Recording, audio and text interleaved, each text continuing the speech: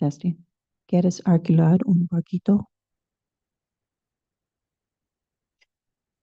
You don't want to rent a boat? ¿Dónde está? ¿Quieres alquilar un barquito?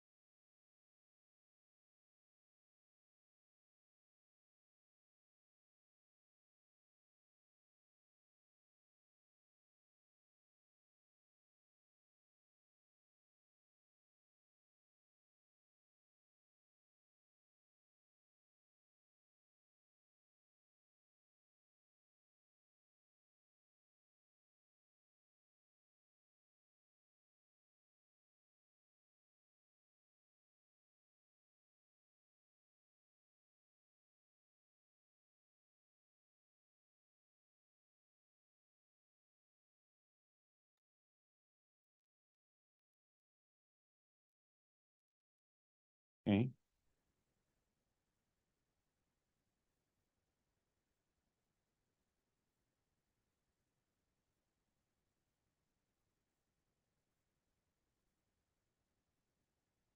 Good morning, everybody. I'd like to welcome you to a regular meeting of the Madera County Board of Supervisors. Today is Tuesday, September 17th, 2024.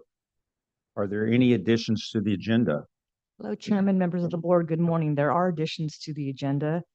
The first would be for your closed session portion of the agenda, and there is a request to add an item that came to the attention of the agency after the agenda was posted, and there is a need to take immediate action.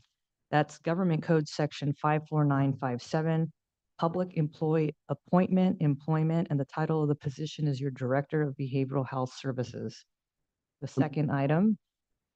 The second item is a request from the city of Madera that we received on Friday last week, Friday the 13th. And it is a request for a letter of support for their Railroad Crossing Elimination Grant Program application. Unfortunately, the board does not have a meeting between when it is due, which is the 20th, this Friday, and other than this meeting. And so they've requested that we consider this at today's meeting for your consideration and possible approval. We take these separately. I'll move that we find that the need rose after the posting of the agenda to take up the item for behavioral health. Okay, I'll second. we have a motion and a second. Are there any members of the public that have a comment regarding this item? Seeing and hearing none, roll call vote, please. Supervisor Rogers? Yes. Supervisor Gonzalez? Yes. Supervisor Wamha? Yes. Supervisor McCauley? Yes. Vote passes 5-0. Concerning the grant, I move that we And take up yes, the need and find that the And need Chairman rose. Fortress? Take up Vote the item, passes 5-0. find the need rose after the posting of the agenda. I'll second. we have a motion and a second. Are there any members of the public that have a comment regarding this item? Seeing and hearing none, roll call vote, please. Supervisor Rogers? Yes. Supervisor Gonzalez? Yes. Supervisor Wamha? Yes. Supervisor McCauley? Yes. Chairman Poitras? Yes. Vote passes 5-0. Very good. Thank you very much.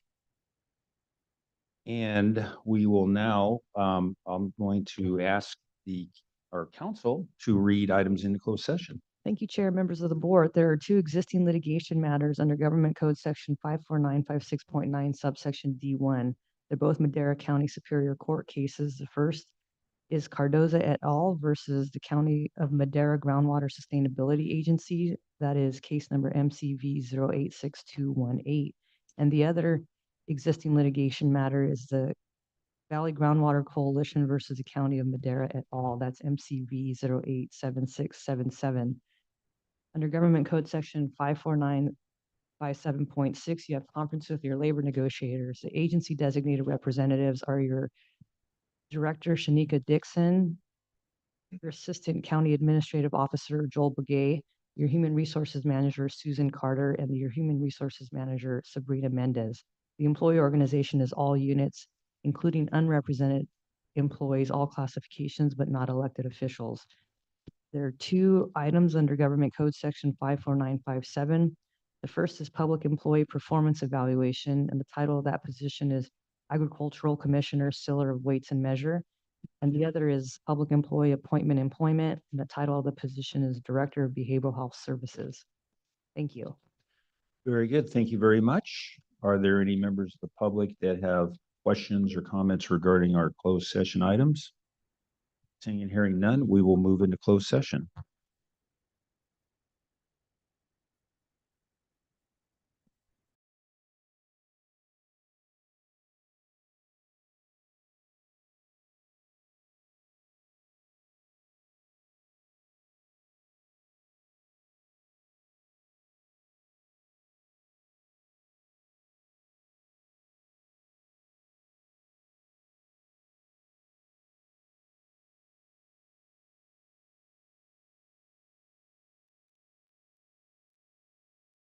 Good morning, everybody. I'd like to welcome you to a regular meeting of the Madera County Board of Supervisors.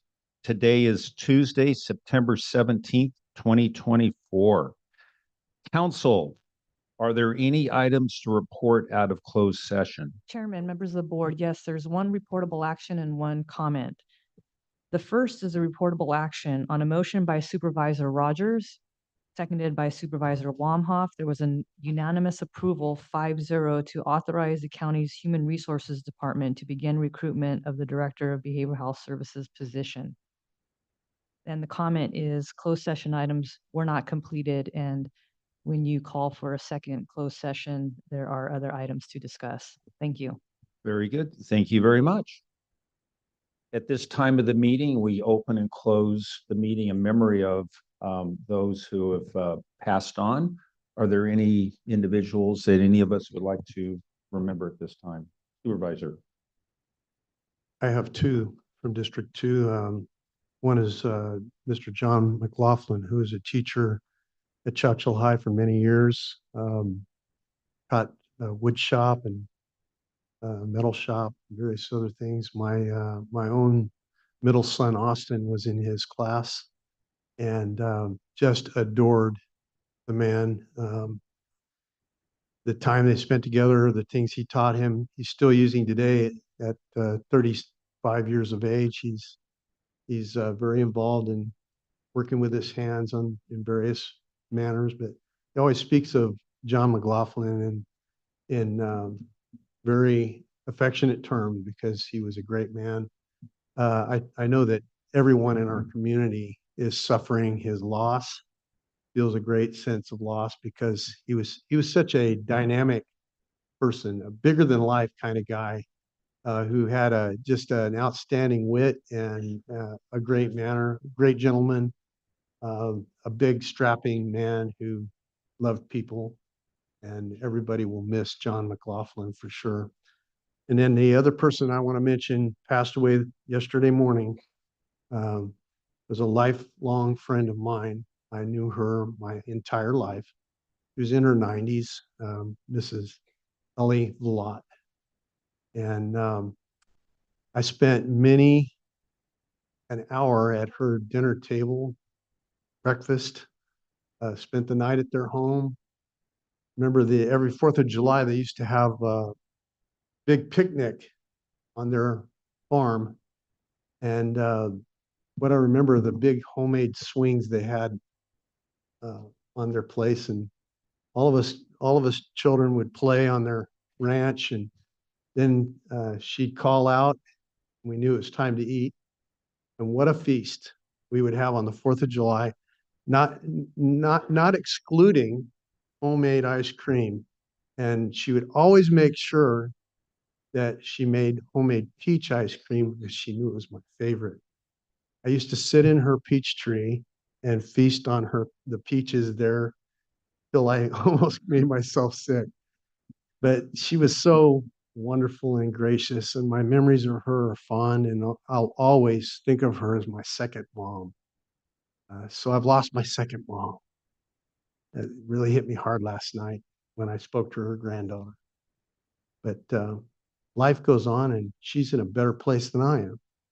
So we rejoice at her life. Thank you.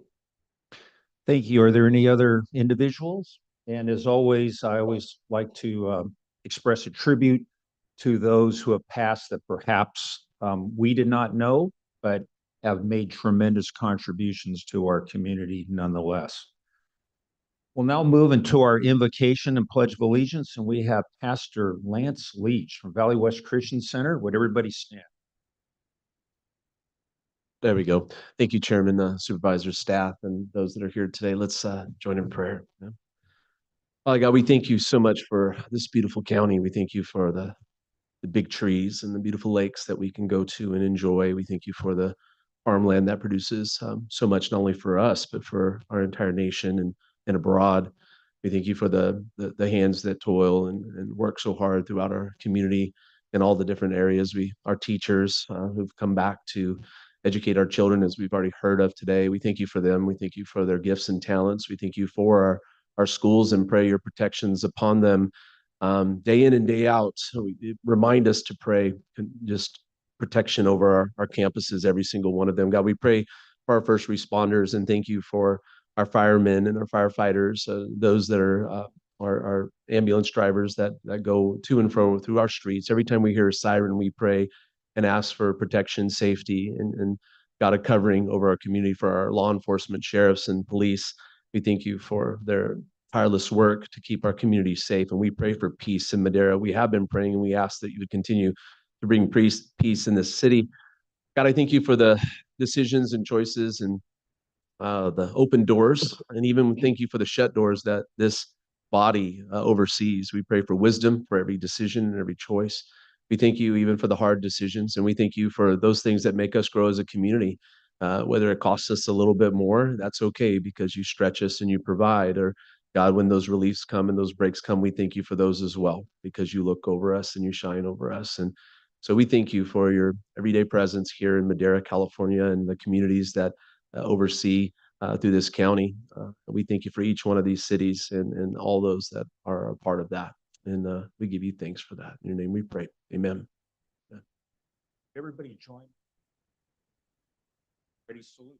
I pledge allegiance to the flag of the United States of America and to the republic for which it stands, one nation under God, indivisible, with liberty and justice for all.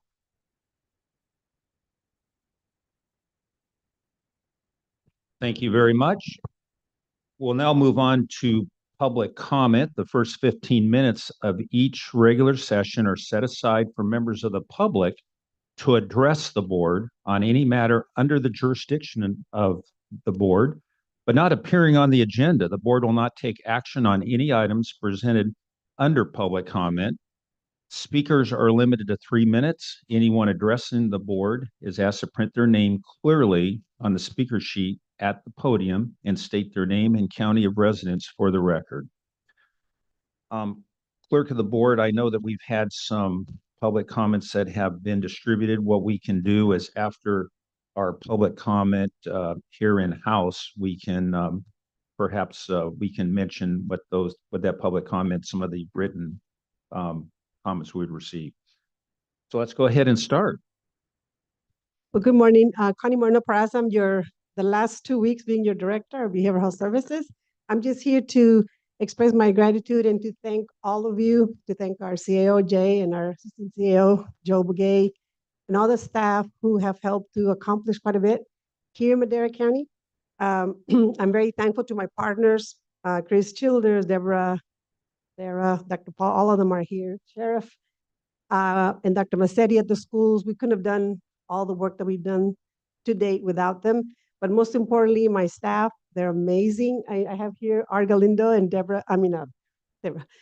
She worked for Deborah, sorry. Andrea Martinez, who are part of my leadership team, and our team at the office are going to do amazing. They're ready to rock and roll. I'm very honored to have been part of some of the major projects and the funding that we brought to the county. I think it was over $34 million to the county in grants. So I'm very, very proud and thankful to our staff and our partners. Your CSU, your Sobering Center, in partnership with Holy Health, with Sarah, our Hope Center, Bridge Housing, Care Court, Opiate Settlement Funds, and on and on. So I just want to thank our staff. But again, I'm here to publicly thank you for the opportunity to be your director, and I'm very honored and thankful. Thank you. Thank you very much. Much appreciated. Thank you, Connie. Connie, I want to thank you as well. You've done a tremendous job for us and you will be greatly missed. Absolutely. Good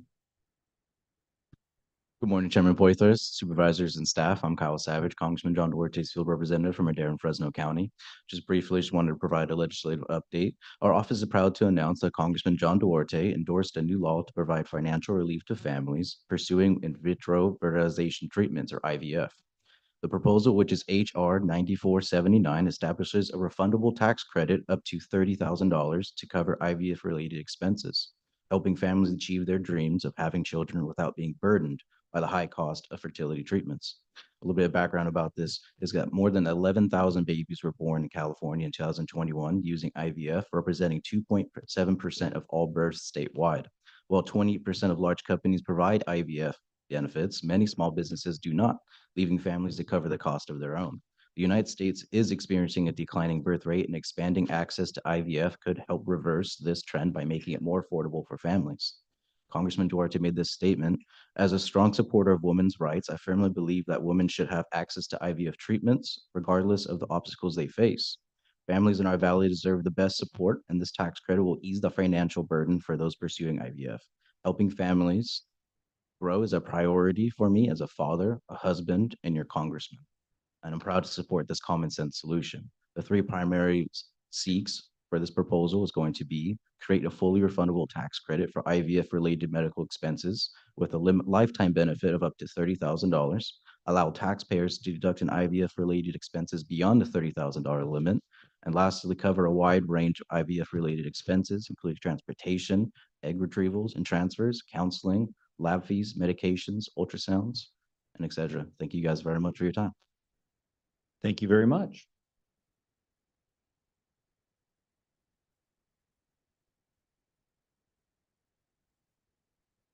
Good morning, supervisors. My name is Yvette Gomez from County Admin. We are here to invite you and the public to our ribbon cutting ceremony next Saturday at Courthouse Park. Improvements include a new staging area, accessible playground, and exercise equipment. Hope to see you there. Buenos días, supervisores. Mi nombre es Jorge Mendoza, gerente de proyectos. Queremos hacer la invitación al público y a ustedes para que nos acompañen en la inauguración de la remodelación del Parque de la Corte. Será el sábado 28 de septiembre a las 9 de la mañana. El parque incluye remodelaciones como un parque nuevo que es accesible para todos, estaciones de ejercicio. Está muy diferente el parque, solo queremos invitar nuevamente al público y a ustedes. Gracias. Thank you very much. I was just kind of curious. So this is the 28th. And is there anything else happening that day? Is it just? There is Old Timers Parade. Ah, great. All right, perfect. We're going to be talking about that in a few minutes. Thank you. Thank you.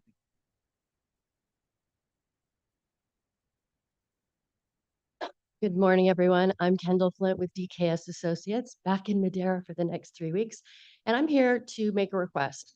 When we were working with the steering committee, they came up with the language that was ultimately presented to this board and the Madera County Transportation Commission Board for Measure T.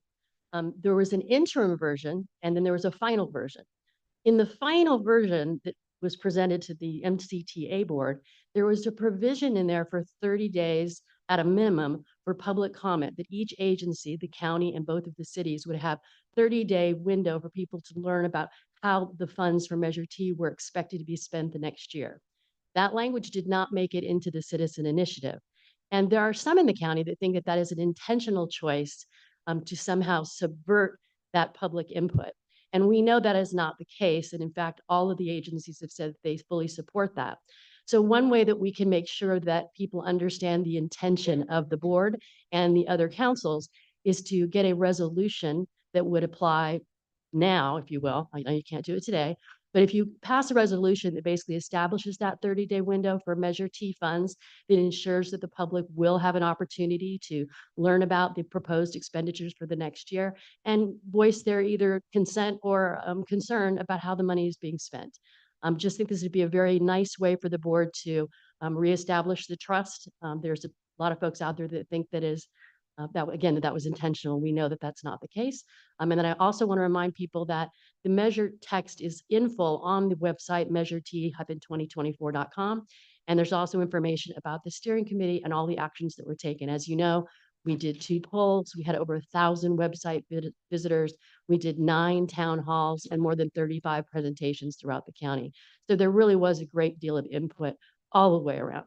So with that, I just hope that staff can make that happen in the next meeting or so that we can just take that off the table and put that concern to rest. Thank you for your time.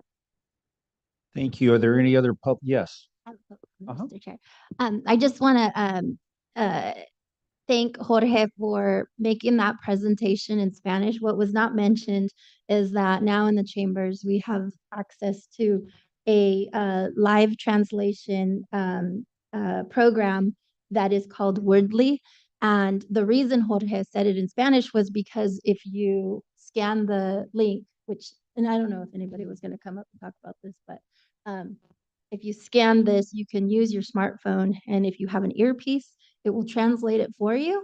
or you can read the transcript from your phone. There's over 35 languages on here, and it's accessible to the public if and when they need it. And so I'm really excited to have brought this forward. Our CIO's office, our IT department, our clerk of the board, along with the chiefs, all tested this, and it's a super useful and inexpensive tool by using AI. So thank you, Jorge, and thank you to all the staff for bringing this forward. It's so great. Thank you. Very good. Thank you very much. Perhaps we can have another brief presentation on it at some point and maybe talk about expanded capabilities in other languages that can be translated as well. So very good. Are there any other public comments? I do have the 8 letters. They are specific to 6F, 6G, and 7A, so I could address them at that time. Okay, very good. And is there anybody online for public comment? None online. Okay, very good. We have a very packed agenda today, and we have consent calendar coming up, and then we have a series of items under public hearings that starts at 10:30. And so what I'd like to do is to call an audible and just move up items 6A and 6B. These would be in regards to the Old Timers Day Parade and some of the festivities coming up, because otherwise it could be pushed out quite a bit. And I want to respect those who we're honoring today. So would you read in item 6A? Board of Supervisors Department, recognition of the 2024 Old Timers Day Parade, King and Queen, Phil and Felina. Oh, so sorry. Alberti and Grand Marshal Herman Perez.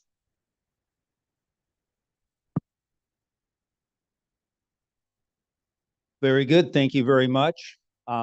This is a time of year that I've always been, I get excited. I think it goes back to my childhood when, the Old Timers Week was happening, and there used to be the fair that would occur about this time as well.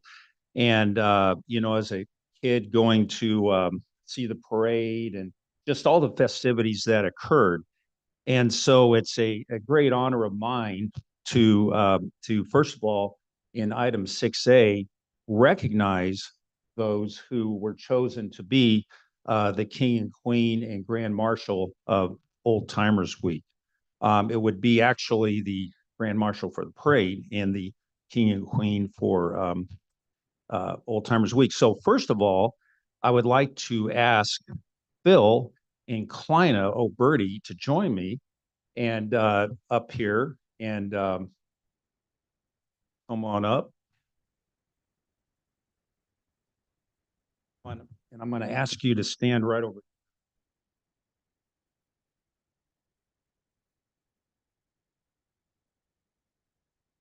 So, the Obertis are certainly a recognizable name, but these are recognizable individuals as well that have contributed so much. I mean, it's just massive.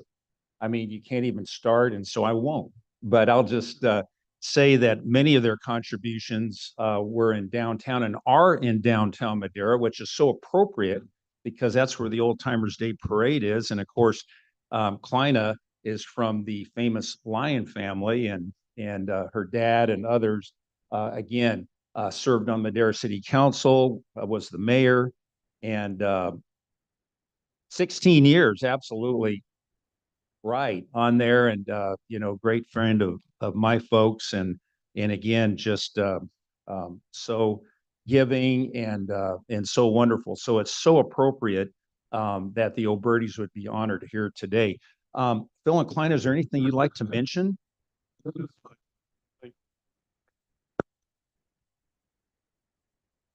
I'd just like to thank the board for the recognition. And Klein and I are both born and raised in Madera, lived here our whole life, and will die here too. And the great part is she and I will be married 60 years next year, and we're still married. and we're still married. Um, just a final conclusion is that when we were selected for the board, I mean, for the king and queen, we really didn't realize we were that old. So anyway, thank all of you.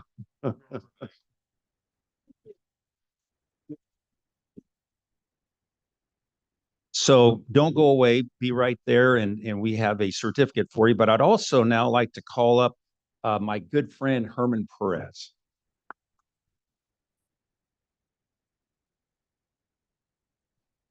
And Herman, I mean, what an outstanding individual. Was with came to Madera, I believe in the early 80s, right, Herman? Was that in the early 80s? And you were with the Private Industry Council. He led that effort, so he was really involved, the forerunner of our workforce investment board and development, and just was so key in the development of many businesses, many jobs in our local economy. But he didn't stop there. Herman jumped in and got on our city council.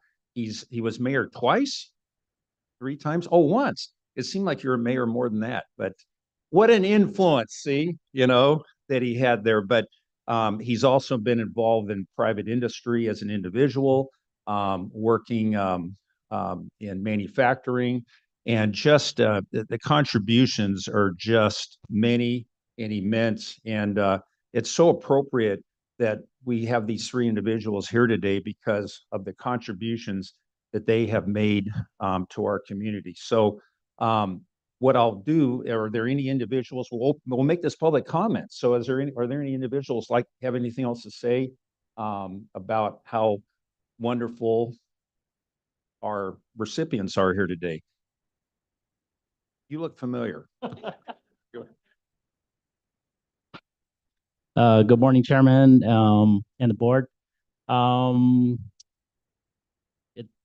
I've known Philip and Kleina like my entire life, and I've known Herman since I graduated from college and began work with my father. And Herman was on the board on the city council back then. And I'm sorry, protocol. Wally Nishimoto, resident of the city of Madera.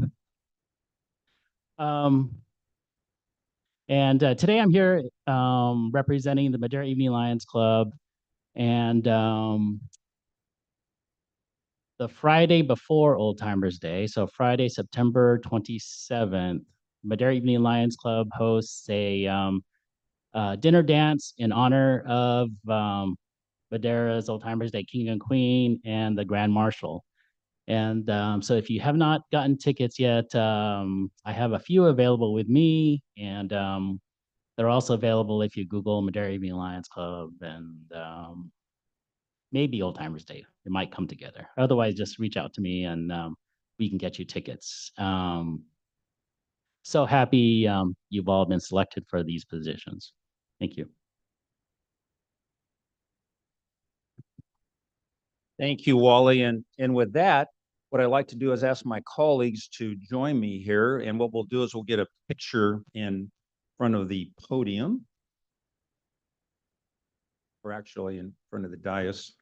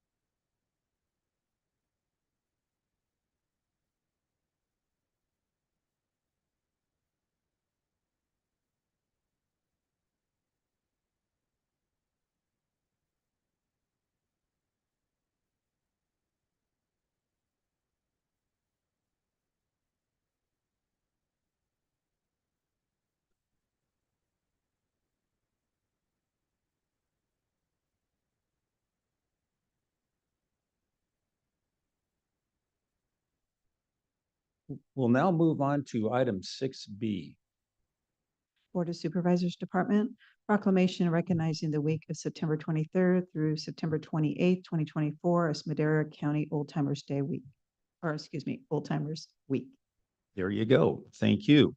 So as was mentioned, it is Old Timers Week occurring next week.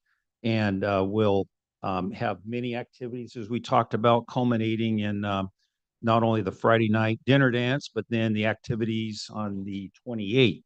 And what I like to do is ask Dennis Hart from the Historical Society to join me. And I believe Dennis has a few words in regards to Old Timers Week. I believe he stepped out for just a moment.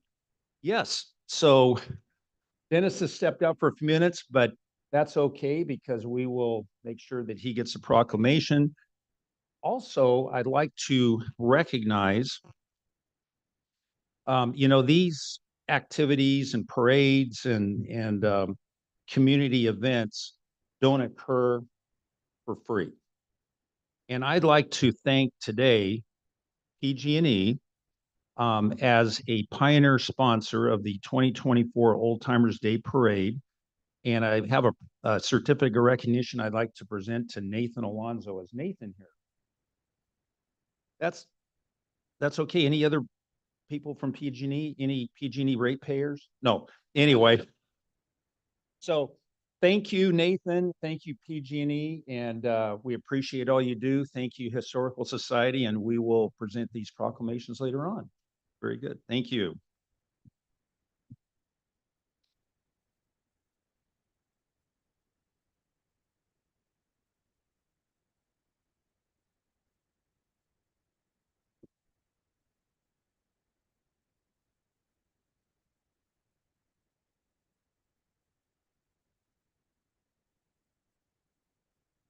We will now move on to our public hearings.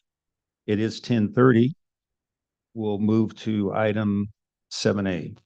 Community and Economic Development Department Planning Division, hearing to consider adoption of a resolution approving notice of exemptions pursuant to the Public Resources Code Section 15262 of the California Environmental Quality Act and the Fair Mead Action Plan as part of the 20 LEAP 15731 grant.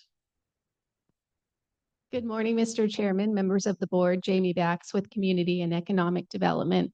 I did want to introduce a few folks on our team that assisted through this process. I have Annette Kephart with me, senior planner from my office. And I also do have Nikki Zanchetta and Jim Harnish from Mintier Harnish, who is the consulting firm that helped us through this project. So I'd like to thank them for all their hard work on this. I'm going to briefly go through a PowerPoint presentation to describe the work we did on this project, and then I'd be happy to answer any questions you might have. So as mentioned, we have prepared the Fairmead Community Action Plan. Just as a note, under CEQA, we have prepared notice of exemption pursuant to section 15262 regarding planning, feasibility and planning studies. So just a little bit of history. Back in March of 2021, the county applied for the local early action planning funding, the LEAP program. We were awarded $300,000 through that planning program. That LEAP program was meant to help facilitate more housing opportunities throughout counties and agencies. Then we conducted meetings with the community of Fairmead and together decided that developing an action plan was the best way to go and best course of action for this particular program. The plan is designed to guide both the community of Fairmead and the county in enacting significant changes, increasing the availability of affordable housing and addressing community priorities. So just a little timeline, as mentioned, we started back in 2021 when we kicked off the project and received the grant funds. We then held stakeholder interviews with some of the community members in Fairmead. In March of 2022, we held our first community workshop. Was a great workshop, both staff and the community, great turnout, lots of information. In May of 2022, we then prepared a workshop summary of all of the information that was compiled from that workshop. Then in July of 2023, we prepared the plan and released it for the public to review. The community was very involved as part of reviewing that document. And that same month, we held our second community workshop. After that, we did some follow-ups with some of the stakeholders, talking about the different ideas and items that were brought up at the July community workshop. And then a revised draft action plan was prepared. We held a meeting this summer as well, just to be sure that everybody was on the same page within the community and moving forward. So here we are today with the hopeful adoption of the plan. So just going over some of the items within the plan, it's very similar to what you might see in a general plan. It goes over land use and some of the goals within that section, creating more opportunities for housing and commercial development, improving community health, actively seeking partnerships and funding mechanisms to build and rehabilitate existing affordable housing, water service and connection, providing the residents with reliable and high quality water service, secure, consistent, reliable sources, and long-term water service improvements, and achieve financial solvency for existing water infrastructure. Sewer service to provide all residents with a centralized sewer service. I'm actually going to go over a little bit that in detail on a following slide, and to secure funding for long-term sewer service improvements. And also to achieve financial solvency for existing sewer infrastructure. Storm water and drainage, preparing cost-effective and appropriate storm drainage system throughout the community. And of course, the sources for funding for long-term improvements. Excuse me, streets and sidewalks. There's a lot going on there with other sources of funding to rehabilitate and maintain the existing network within the community, creating a safe system for both bicyclists and pedestrians, transit stop availability. Public safety, we did meet with Sheriff's Office and Fire Department to be able to make sure everybody understood what is existing out there. New Fire Station 3 is in existence in the area, and just to promote increased code enforcement in the area. Public facilities, you all know we are in the process of designing the new community center, increased broadband internet service. We've been working closely with administration on allowing for the new broadband facilities in that area. And then of course, environmental in regards to air quality. So just a little brief update. I know some members of the community, when we met with them this summer, did want some updates on where we were with the sewer connection to the city of Chowchilla. High Speed Rail has committed $7 million for the design and construction. In addition, they have also committed funding for the operation of that system for the first 10 years. The State Water Quality Control Board has committed over $15 million, and the design is to start this fall for that connection to the sewer plant. The hope is that construction to start by summer of 2025. And the city of Chowchilla is actually the lead on design and construction. So we did present this item to the Planning Commission in August. The Planning Commission did recommend that sewer and water be made priorities as part of the action plan. And I do want to thank all the members of the community that put the time in to meet with us. We met on weekends and evenings, and hopefully move forward with this process, and we'd be happy to answer any questions you might have.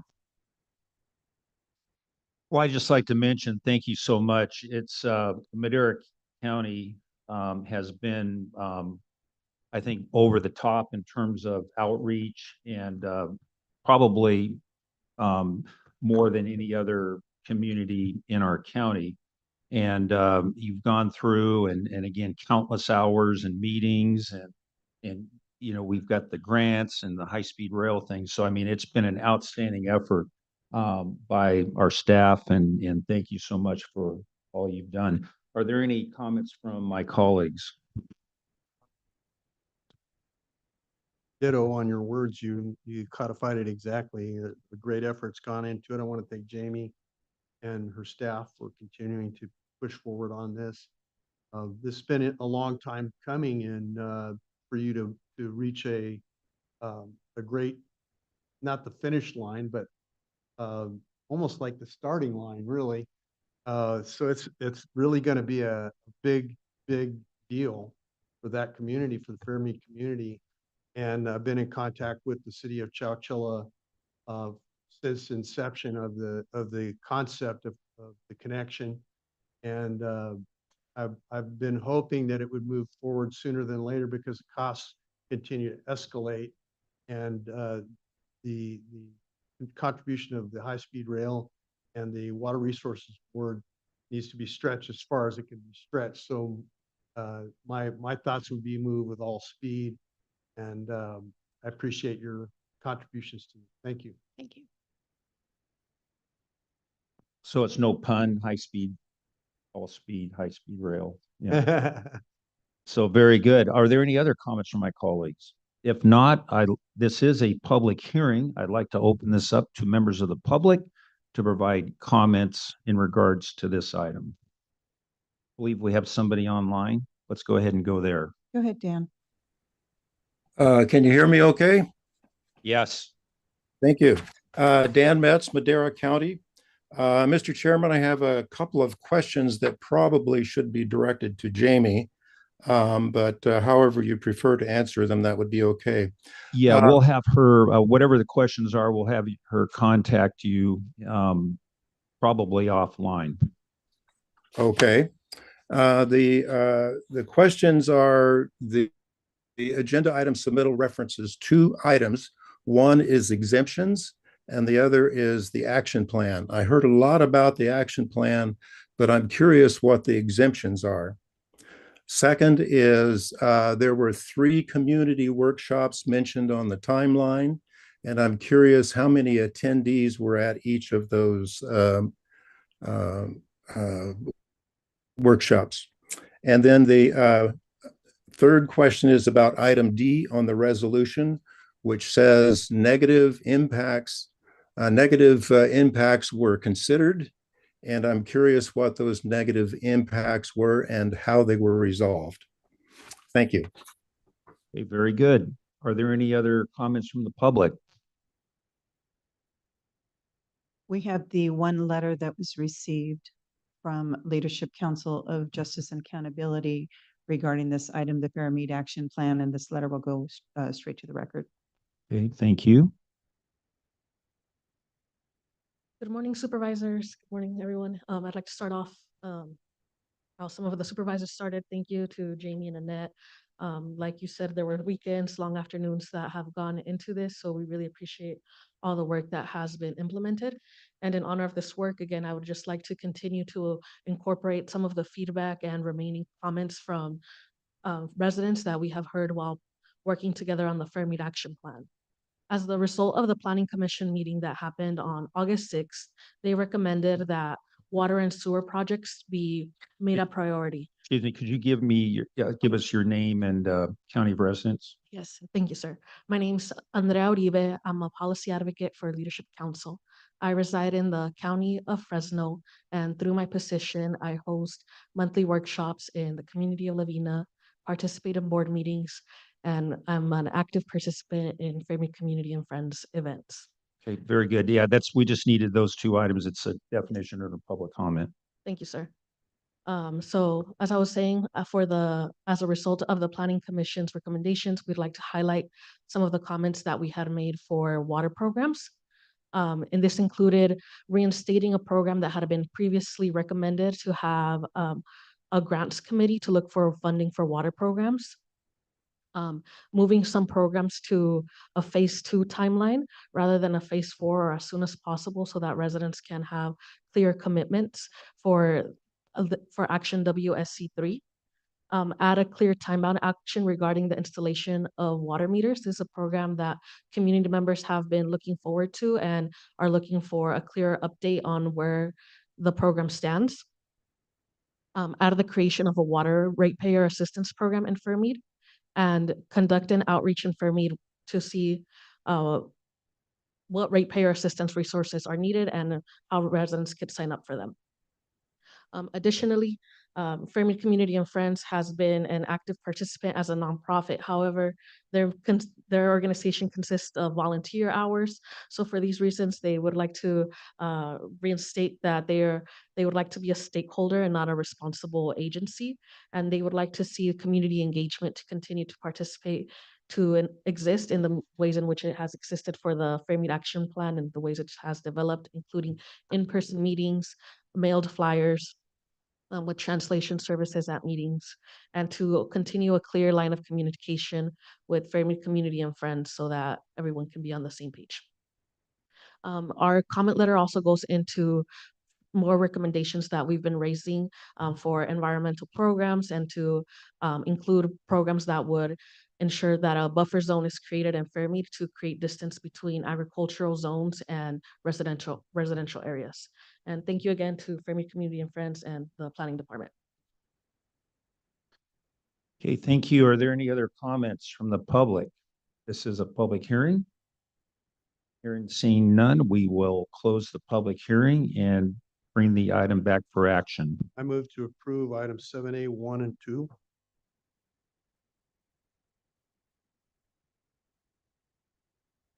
Second. We have a motion and a second. Roll call vote, please. Supervisor Rogers, Yes. Supervisor McCauley, Yes. Supervisor Warmhoff, Supervisor Gonzalez, Yes. Chairman Fortress. Yes. Vote passes 5-0. Very good. Thank you. Thank you. And we'll move on to item 7B. 7B, Regina, believe County Council was going to read that one. Thank you, Chair and members of the board. This is an item from your Community and Economic Development Department and Planning Division. It is a hearing to consider a letter of public convenience and necessity to obtain a Type 48 on-sale general public premises license to allow the sale of beer, wine, and distilled spirits at a restaurant/bar. The property is owned by Crude Mineral Jet and Argender Carr, trustee ETAL, and is located on the north side of Avenue 12, approximately 200 feet east of the intersection of Kensington Drive. The address is 37275 Avenue 12, Suite D, Madera. The parcel is APN 049-213-018. It's zone CRM, which means Commercial Rural Median District. Thank you.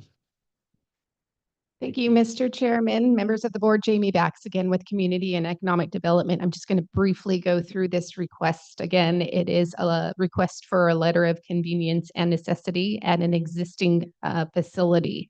It's located on the north side of Avenue 12 in the Madera Ranchos at its intersection with Kensington Drive. The application is for the Type 48 license. This planned area is a community commercial all along Avenue 12. That corridor is designated in the general plan as community commercial, and the zoning is commercial rural median district, which allows for restaurants, bars, retail sales, customer service type uses.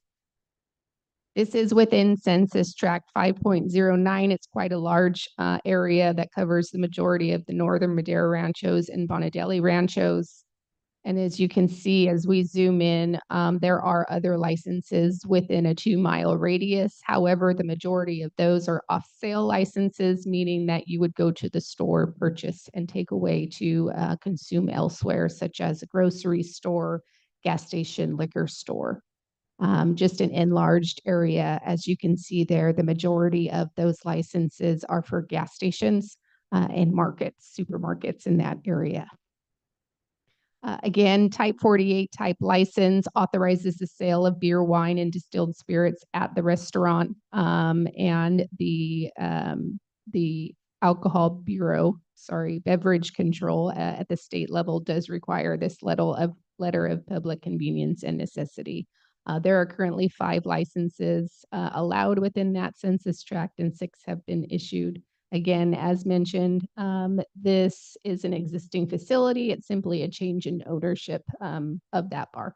I'm available for any questions. Thank you, Jamie. Are there any questions that my colleagues may have? No questions, but I do have a comment. This is the only bar in, I see where you're going with this. You're already laughing, Jamie. It's the only bar in Madera Ranchos, and therefore it's fittingly called the only bar. So Yes, it is. Good name. Thanks for that point of information there. you're welcome. I just did want to we- make a more informed decision. So Appreciate that. Did we receive any letters of opposition? We to did this not. request? Okay, Thank Thank you. Very good. Thank you. If there's no other questions, this is a public hearing. Are there any members of the public who wish to make a comment regarding this item?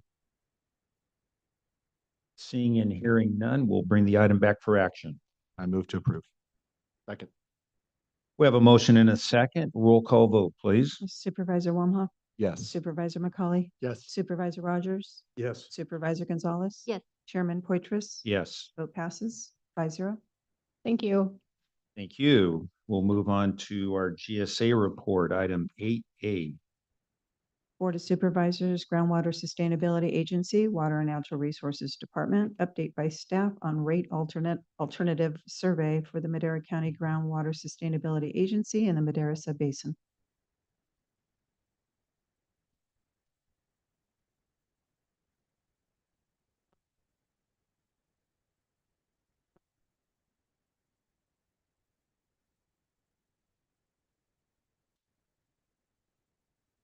Good morning, Mr. Chairman, members of the board, Stephanie and Agneson here to give you a brief update on a recent survey of the growers within the county GSA. So as you know, the Madera County GSAs, 3 total in the Madera, Chowchilla, and Delta Mendota subbasin, were developed in 2017 for land that no other agency chose to represent. In 2018 and 2019, projects and management actions were developed in collaboration with growers and residents. They include domestic well mitigation, recharge, land repurposing, purchases of water from outside the subbasins, and allocations to manage water use on irrigated lands. In order to fund those projects, we engaged in a rate study over a year and a half. This is a summary of all the meetings where either we were meeting as a board or in a workshop or having separate meetings on topics for the public, including purchasing water, recharge, domestic well mitigation, and land repurposing. So currently, we have very robust outreach efforts. They range from monthly e-newsletters to office hours where growers and residents can show up with questions. We have the ability to go on farm with invitations, and we meet in small, large groups, as well as at a board level and then at a workshop level. We also do surveys as a way of encouraging public engagement and just taking the pulse of the grower population. So I'm going to walk you through those in a minute. But let's talk a little bit about what a survey is. It's just a place to share an opinion. I know I tend to get them all the time and had a couple within the last week. They're obviously non-binding and voluntary. We're not forcing you to take it. We're not making your decision mean more than your opinion at the time. It's a snapshot of where you are. The benefits are that we can draw from a large pool, either your mailing address that we have on record or an email address associated with your account. And it's not a lot of effort for the person taking the survey. Drawbacks are you tend to attract people with strong opinions on either side. And of course, if you survey people too often, they tend to decide it's too much and stop taking your survey. So what do we use the information for? We're really just taking that snapshot of opinion. So here's a summary of the things we've learned in 3 previous surveys. At the beginning of last year, we did a survey on our programs and preferred methods of communication. We asked people if they were familiar with their groundwater sustainability plan, and more than 80% said yes. That's great. We asked how they wanted us to reach them. We heard, and this is very consistent, email and e-newsletters are preferred to mailings or to phone calls. We asked if groundwater overdraft continues, which programs were of most interest, and they listed recharge, allocation, and land repurposing in that order. Note that allocations are on the list as a preferred way to deal with overdraft. So that's a survey from about a year and a half ago with multi-benefit land repurposing. We have an ongoing survey asking people what their project types are that they're interested in, as well as their desired benefits out of them. So top project types include recharge, solar, and putting a less water intensive crop, and then benefits, water quality, and air quality. And then in March of this year, we did a survey that included programs, communication, and threw in measurement methods. We found we had a lot of support for offering multiple measurement methods. Your GSA offers 3 methods right now, 2 satellite and then meters. We found that the majority of the people responding had not had issues with their measurement, and their preferred method of communication was email with their water resource specialist. We have 4 folks we hired about a year ago, and they've each been assigned 90 growers, people they can get to know and provide resources to. So as you can see, useful information comes from surveys. So this survey was on different rate alternatives. It's an informal survey to gauge grower interest in alternatives. We mailed it at the beginning of August. Rather than doing it in email, we were trying to make sure we got it to every master account. We also tried to eliminate duplicates. And then we did a follow-up via email, and some phone calls were also made for folks who were a little harder to reach in the past. We asked people to return the survey by August 31st, end of the month.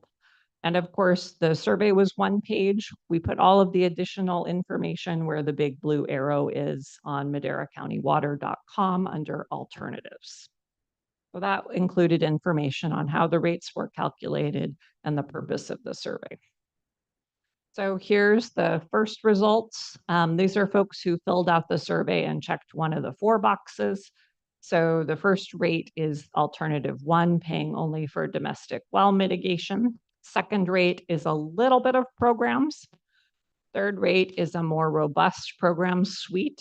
And then the 4th is the adopted rate. So the first thing to point out here is obviously the majority are falling within alternative 1, paying for domestic well mitigation. But we do have a surprisingly high number that are in favor of the adopted rate. When we add in the written responses on the survey, we get a higher number and higher percent with alternative 1. And so we're coming in somewhere in what's average with our surveys, which is between 30 and 50 responses each. So this is obviously not a statistical analysis. As we all know from statistics, you need to get a representative sample. And what we have here are folks with probably strong opinions on both ends of the spectrum. And we have a relatively low response rate. Only 1 in 5 of the master accounts that we sent this to responded. And the complement is true, 4 out of 5 did not respond.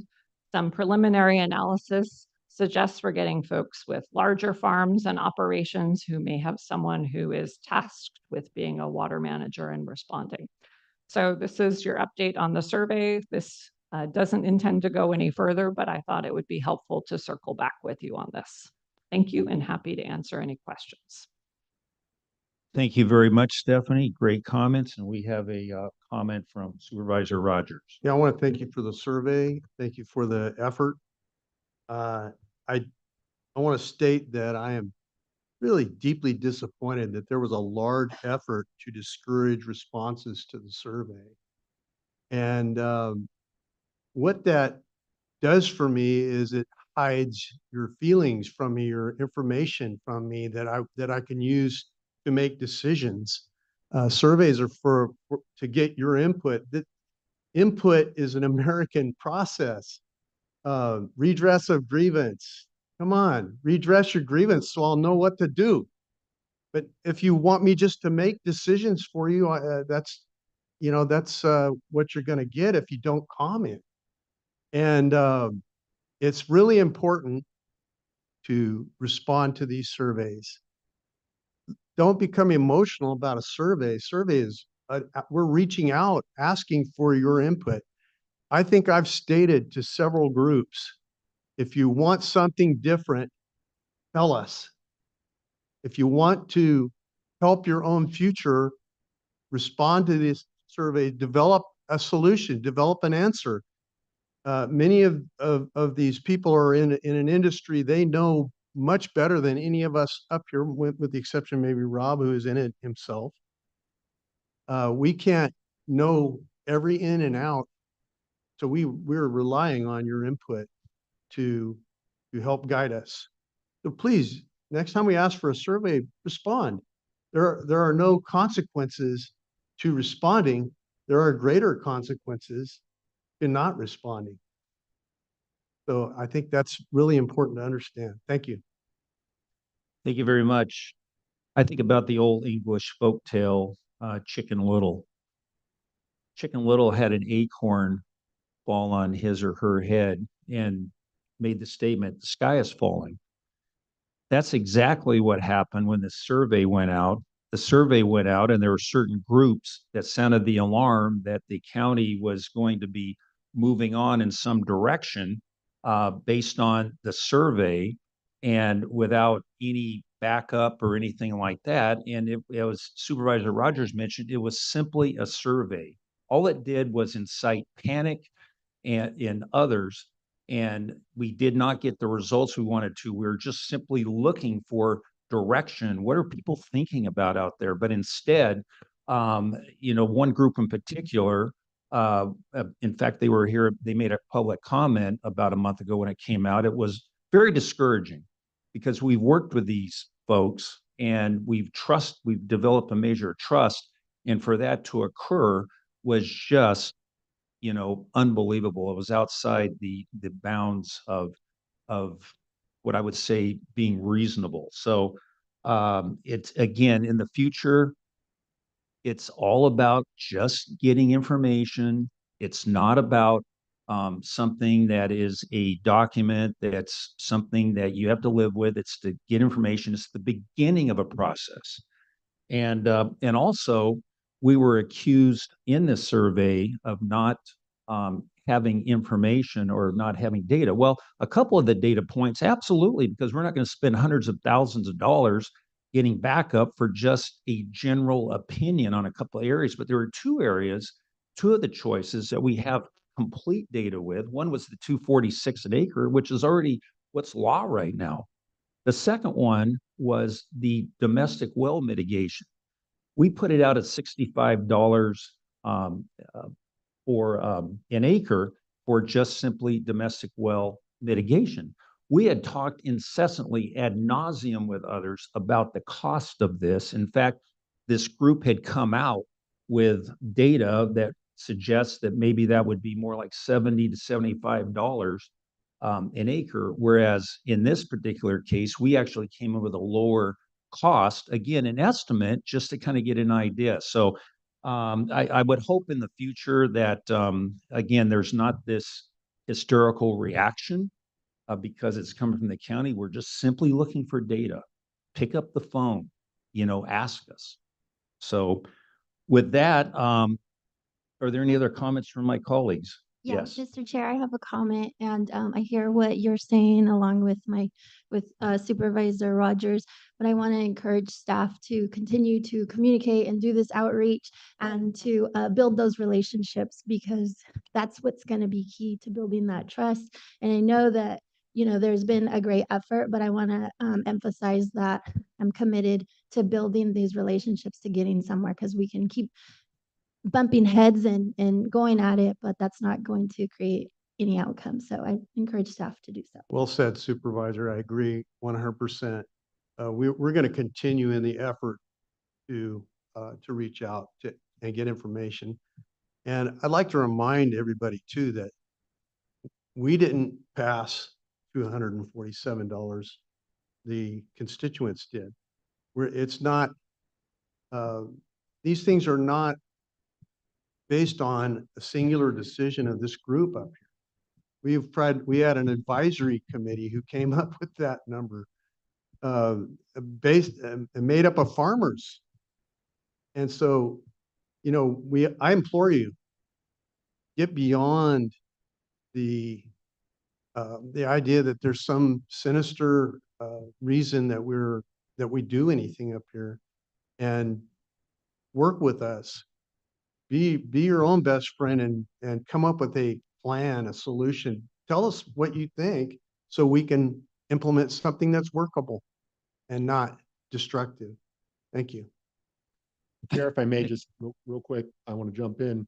You know, I was very vocal about getting this survey out there because I wanted a message to be delivered to the farmers, which is, you know, this board and staff want to work with them to develop something that works for the farmers. We're not looking to take a heavy hand and tell anybody what to do.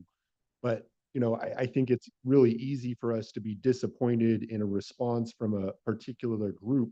But I think to Supervisor Gonzalez's point, our focus needs to be on how we can do a better job of delivering that message and communicating with those that are impacted. So I just want to stress that to staff and also thank them for their efforts. I know it is very difficult to continuously go out there and feel like the words you're using are being misrepresented. I can understand that would be a frustrating thing, but our job as public servants is to continue to serve and continue to work towards that end. So I'll. Thank you. Thank you for those comments. I'd like to remind my colleagues that I have spent, I intentionally reached out to these groups. I reached out to Stephanie and said, Stephanie, we're going to be meeting with this particular group once a month at least. We're going to work through these issues. And I've spent countless meetings, countless hours working. And so I got hit hard when, after all of this time, after all this outreach of my time and efforts, in a good faith effort, and I want to get these things moving forward, to have this kind of reaction occur. So that's the reason, a little bit more sensitive probably than others are. If I hadn't spent, I can relate to that. If I hadn't spent the efforts and the time, and we'd come to understanding. In fact, we even got to the point where we were talking about this particular group engaging in the actual domestic well mitigation, taking on a role in that as a private entity. And so again, and I don't believe it's the growers themselves. Sometimes I believe consultants can get in the way, and they don't even live here and provide their own input into these things that kind of stir up the pot. And so the actual members of the group, I have long-term relationships, friendships. And so again, it was very puzzling to me that this whole thing occurred. So with that, are there any members of the public that have a comment? Yes. Go ahead, Noah. Good morning, Noah Lopez with the Madera Ag Water Association. Thank you for the opportunity to comment, Chair Poitras and board. MAWA really appreciates the desire that's been expressed for public outreach. And just want to comment on the survey. We commented on the survey, as you alluded to, when it was first sent out. And we want to expand on just some of the concerns we raised then. And really the concerns are regarding the way the survey was conducted. We're losing you, Noah. Oh, can you hear me now? Yep. Yes. Okay. As discussed last time, it's kind of unclear how the GSA developed each of the rate allocation combinations provided in the survey. So for example, the survey suggested that $95 per acre would provide 15.5 inches of water per acre. But there was no technical analysis or explanation included with the survey for these really precise correlations of rate and water allocations. This was problematic for growers who were asked to respond to the survey. Subsequent to our comment at the last board meeting, the GSA did provide a PowerPoint and a video. However, these still don't adequately tie all of the proposed rate amounts to the allocation numbers.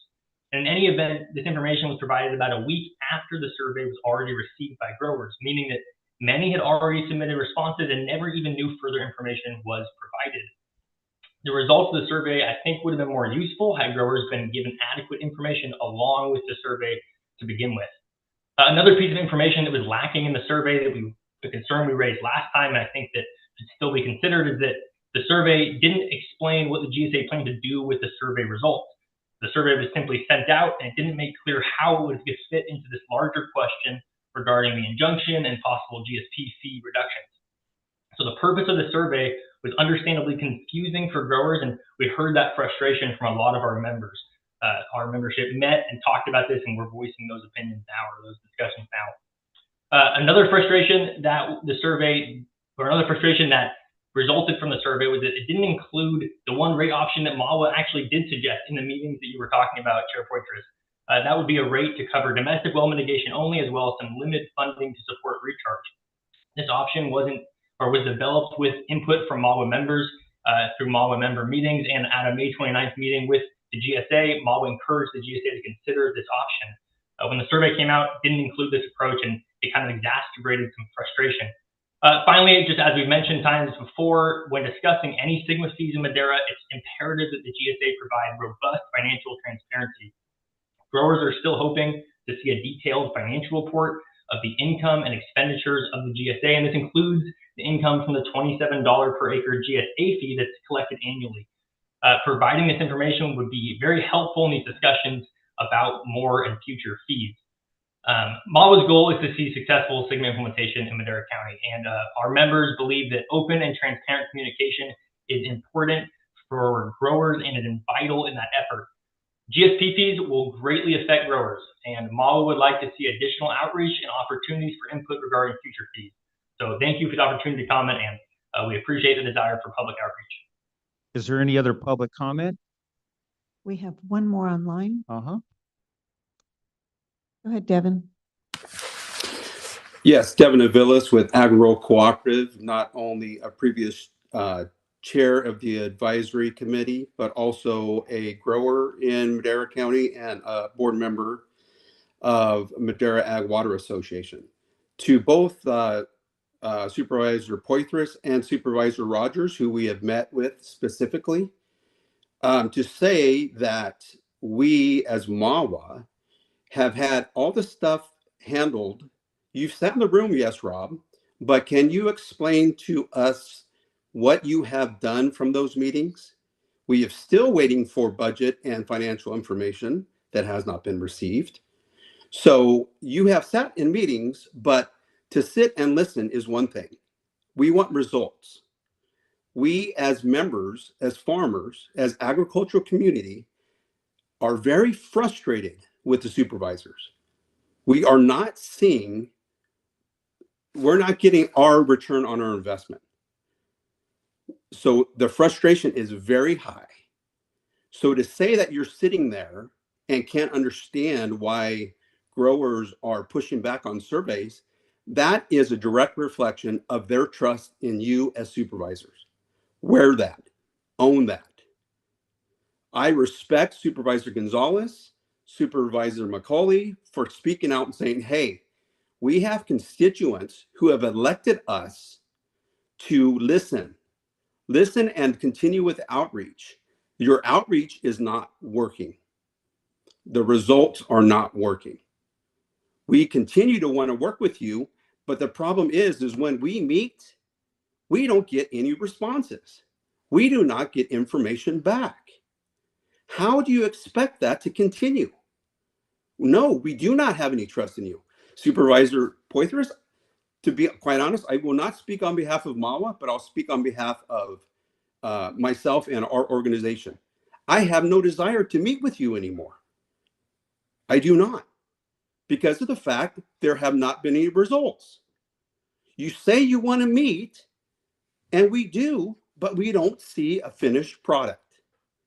It's unacceptable as a tax-paying organization within Madera, California, that are paying salaries of the water and natural resources.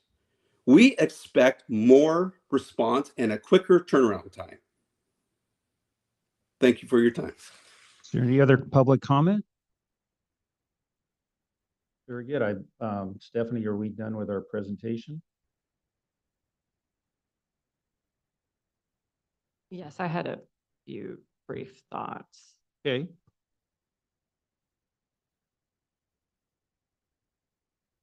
So the survey response rate from this survey is very typical to other surveys that we've done over the past couple of years. So I don't want to bemoan lack of response. We did get lots of interesting responses, but the actual response rate, pretty typical. We get 30 to 50 people who respond, and 30 to 50 people in what we know is a busy time of the year for farmers is impressive. So please don't feel badly about that. I know we have had ongoing discussions with MAWA, and I hope that those continue. One thing that we worked pretty clearly through was where the costs for domestic well mitigation came from. And of course, there's a database online that's part of DWR where you can figure out how many wells are being reported as going dry. So you just have to calculate how much you're going to assume per well, and then how you're going to assume replacing them and how many per year. So there are additional requests from MAWA for budget information that's over and above what we typically provide. As you know, your board had budget hearings both in June and yesterday and looked at budgets. Our budget, like all budgets in the county, goes through a public process and includes both the revenue and the expenditures. And what MAWA has asked for is over and above that. And we are working towards that, but it is in addition to a pretty busy workload, including getting those recharge credits processed. So Do you have a time frame that you could say that will happen for them so they know? Sure. It would be done sometime in October. Okay, I hope Mr. Avila and Noah are listening, and they can share that information on that. Happy to do that. And we have had an ongoing relationship with a number of different farming groups. But I think part of what is going on is we are tasked, whether we like it or not, by the state as being a regulation agency, a regulatory agency. Right. And that is a fundamental shift in the paradigm for farming and groundwater use. Right. That concludes my remarks. Thank you for your grace, Mr. Chairman. Thank you very much. Are there any other comments? Hearing and seeing none, we will now move back to the consent calendar. Item 5, are there any items on the consent calendar one of my colleagues like to pull for further discussion? Chair, I'd just like to make a quick comment on item C and I. Just want to recognize county staff for their work with private agencies in the county. Public-private partnerships are a great way to bring services. And item I, we see FM AAA, Agency on Aging County working with Eastern Madera County Parks and Rec to provide senior congregate meal services throughout the county, which is just a great thing for our seniors. And then item C, getting some spay and neuter funds into the county. Want to recognize county staff working with the Eastern Madera County SPCA on shuttling animals down to the valley. So folks up in the eastern portion of the county can take advantage of those services as well. So just thanks to county staff for all your great work. Bobby, you serve on FM AAA? Yes, sir. Very good. Thank you for serving on that commission. Very good. Any other comments? Are there any members of the public that have a consent calendar item they'd like to comment on?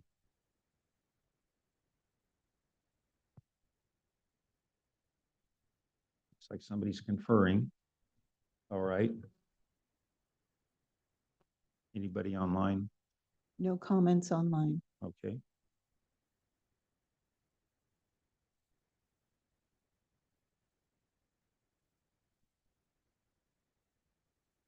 I think turn the mic on. Almost. Hello, everyone. My name is Sandra Uribe. I'm a policy advocate for Leadership Council for Justice and Accountability. And through my position, I attend Fermi Community and Friends monthly board meetings, and I'm an active participant in many of their events, and I'm a Fresno resident. My comment today will be on item P of the consent calendar. And I'd like to start by saying thank you to the Honorable Michael Jerkovich, the supervising judge of the grand jury, and his team for their grand jury report, and to Supervisor Poitras for his response. And while I'm here today, I'd like to make some comments that came as a result of a conversation with Fairmead community and friends, and we can provide additional comments at a later time. The report highlights 5 findings, including the dire need for mitigation to address water, sewer, and road challenges. And while these issues are well known, the report and response like an in-depth analysis of these issues. In response to these issues, we would like to recommend a full needs assessment to be completed for the community of Fairmead and to have it coupled with commitments to funding and a timeline. For funding number 1, which was the water one, we would like to add that this finding or response does not include the growing concern for domestic wells. Domestic wells are still drying up and need to be considered, and we believe this was missing from the grand jury report and a consideration for this in the response. Highlighting again that the meter project was highlighted as a response in this section. However, we're still waiting for an update. For finding number 2, Fairmead community and friends would like to support the recommendation made by the grand jury and actually would like to request for quarterly updates to be made to them. We understand that there's ongoing meetings, but if they could receive official quarterly updates, that would be greatly appreciated. For finding number 3, this finding was regarding transportation and the dire need for roads to be addressed. For this finding, we saw that Supervisor Poitras agreed with the assessment that roads are in dire need of repair earlier on in his letter. And then later he said that the assessment is not warranted or reasonable. The roads of Fairmead, I think, without question, they are in dire need of help and of mitigation. So for this reason, we would like to continue to ask for an assessment and to have it coupled with a response rate on how they will be addressed. The response did mention Measure T. However, this is considering that Measure T will pass in November in 2024. And I'd like to point out again that the disadvantaged community set aside does not guarantee that there will be a set aside for the community of Fairmead to be addressed. This would all still have to go to the board, and there would still have to be direction of which disadvantaged communities would get funding. For finding number 4, we were a bit unclear on the finding and the response. We would like to point out that there are 3 MOUs in question where the high-speed rail and Fairmead projects. There's an MOU between Fairmead Community and Friends and the high-speed rail. There's one between Madera County. Wrap it up in the next MOU. 20 seconds or so. You Thank you, pass. sir. And there's one between the city of Chowchilla. And for finding number 5, we agree with you, Supervisor Poitras. There has been an EIR that's been developed. Thank you. Thank you. Are there any other comments from the public regarding the consent calendar? Move to approve. Okay. Mr. Chair, I just wanted to note that you are not you sign as the chair, but that's the response from the county. It's not, the response doesn't come from Supervisor Poitras. Team effort, right? There you go. Yeah. But I'll thank you, second. thank you for your input. Thank you. Okay, roll call vote, please. No? Have a motion. Did I get a second? I Yeah. second. Yeah. Okay. Mm-hmm. Supervisor McCauley, Yes. Supervisor Wamhaugh, Yes. Supervisor Rogers, Yes. Supervisor Gonzalez. Yes. Chairman Poitras. Yes. Vote passes 5-0. Thank you very much. And now we will jump over to 6C. Board of Supervisors Department presentation of a proclamation naming September 2024 as Workforce Development Month. Oh, so let's join together at the podium.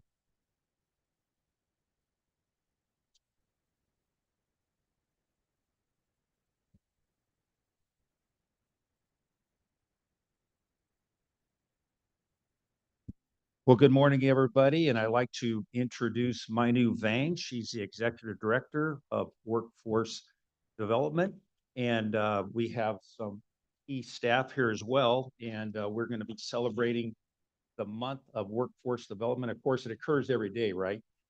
Exactly, but I'd like to introduce Minu and go ahead and take it away. Thank you, Chairman and members of the board. Again, Minu Vang, Executive Director of the Workforce Development Board of Madera County. Each year, we invest hundreds of thousands of dollars into our community to support our local economy, but we wouldn't be able to do that without the workforce professionals, the partners, and the stakeholders that contribute to our success each and every day. And so we appreciate the recognition and the designation. And of course, our staff are busy working with our job seekers and employers. And so I do have members of our leadership team that are here. So would you introduce yourself? Good morning, everybody. My name is Jessica Roach, Controller from Madera County Work Corporation. Today and but everybody needs to keep success. Morning, everyone. Marisol Rivera, Program Supervisor with Workforce. It is a pleasure to serve my county and make a difference in everyone's financial situation, because that's what we do. We help people get back to work, training, and all that. Thank you. Very good. And we've had presentations throughout the year and information. And what we'd like to do is to continue to keep those presentations, information, because it's such a valuable partner. And I know that our friends at Madera Community Hospital will be working closely with workforce development on an ongoing basis, as well as every other business. And it's really a key part of our local economy. I had an opportunity to attend a CWA conference, my first one, a couple of weeks ago, and I behaved okay, sort of okay. And it was really, really good because it was really eye-opening in terms of the efforts and everybody who's involved with our workforce and the development thereof on a statewide basis. And I'm also proud to talk about our local workforce board and how highly regarded Manu and her team are on a statewide basis. And we're working on strategic plans at the Workforce Development Board in 5 strategic areas. And the board members are, for the first time that I believe that I've seen, that are really super involved. So thanks again. And what we'd like to do is to present a proclamation that go ahead and come on up. And my colleagues, if you'd like to come as well, and we'll take some pictures that are worthy of framing in your office. Chief Childers, come on down. Anybody else who's on the committee as well?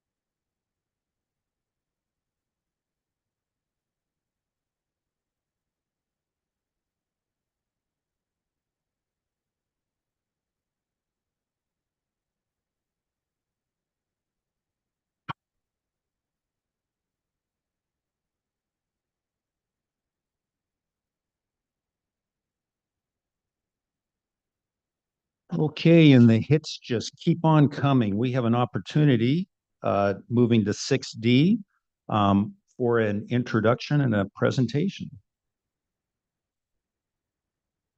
County Administration Department, introduction of presentation from Steve Stark, CEO of Madera Community Hospital, on the status of Madera Community Hospital.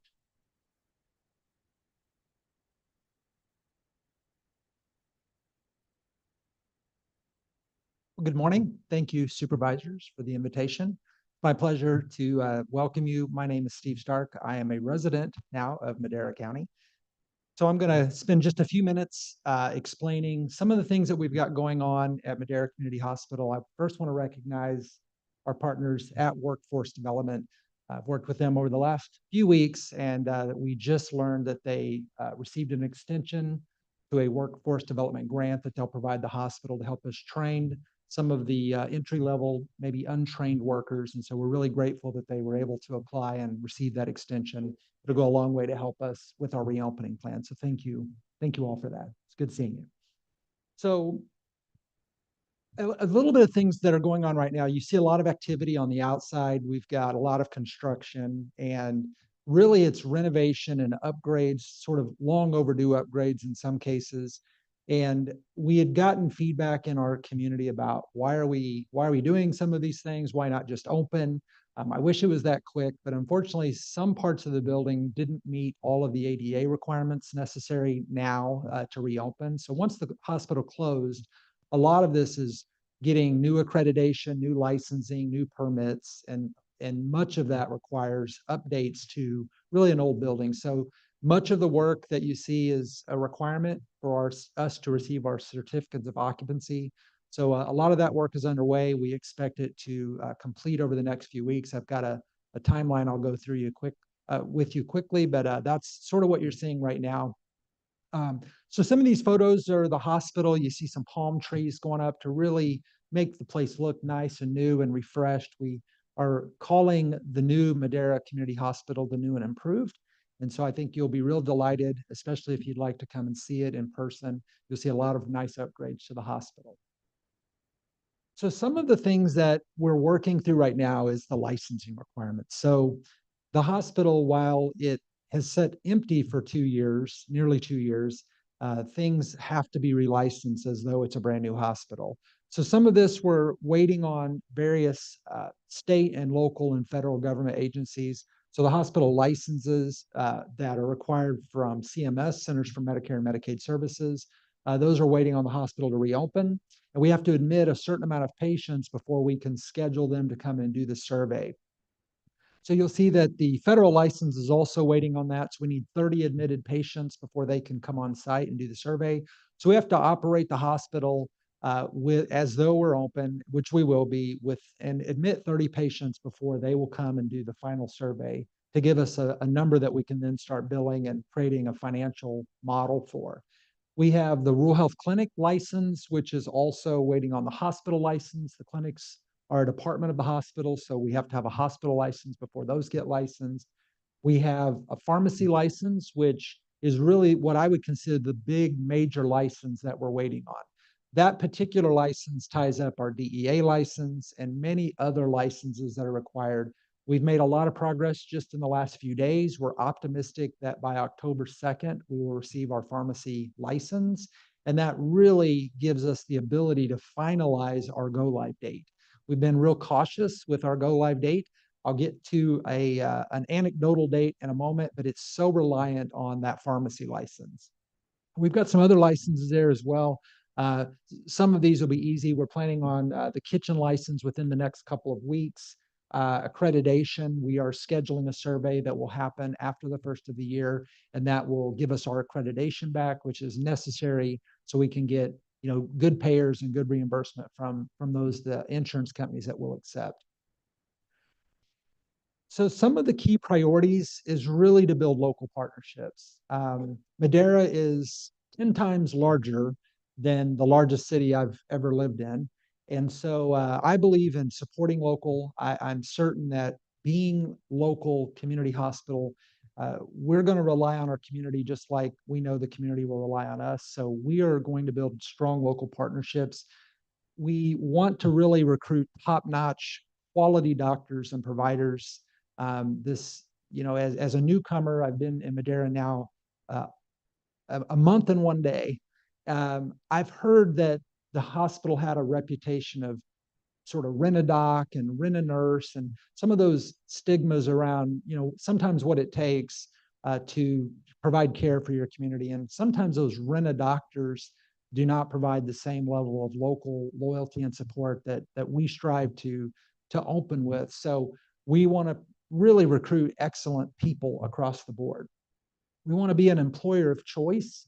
So we want to be a place where our high school kids can look at their local hospital, and if they choose a healthcare career, they know that there's a place in Madera where they can make a good wage, good benefits that would compete with anything around the Madera area, including Fresno, maybe even as far north as Sacramento, but Modesto, Merced.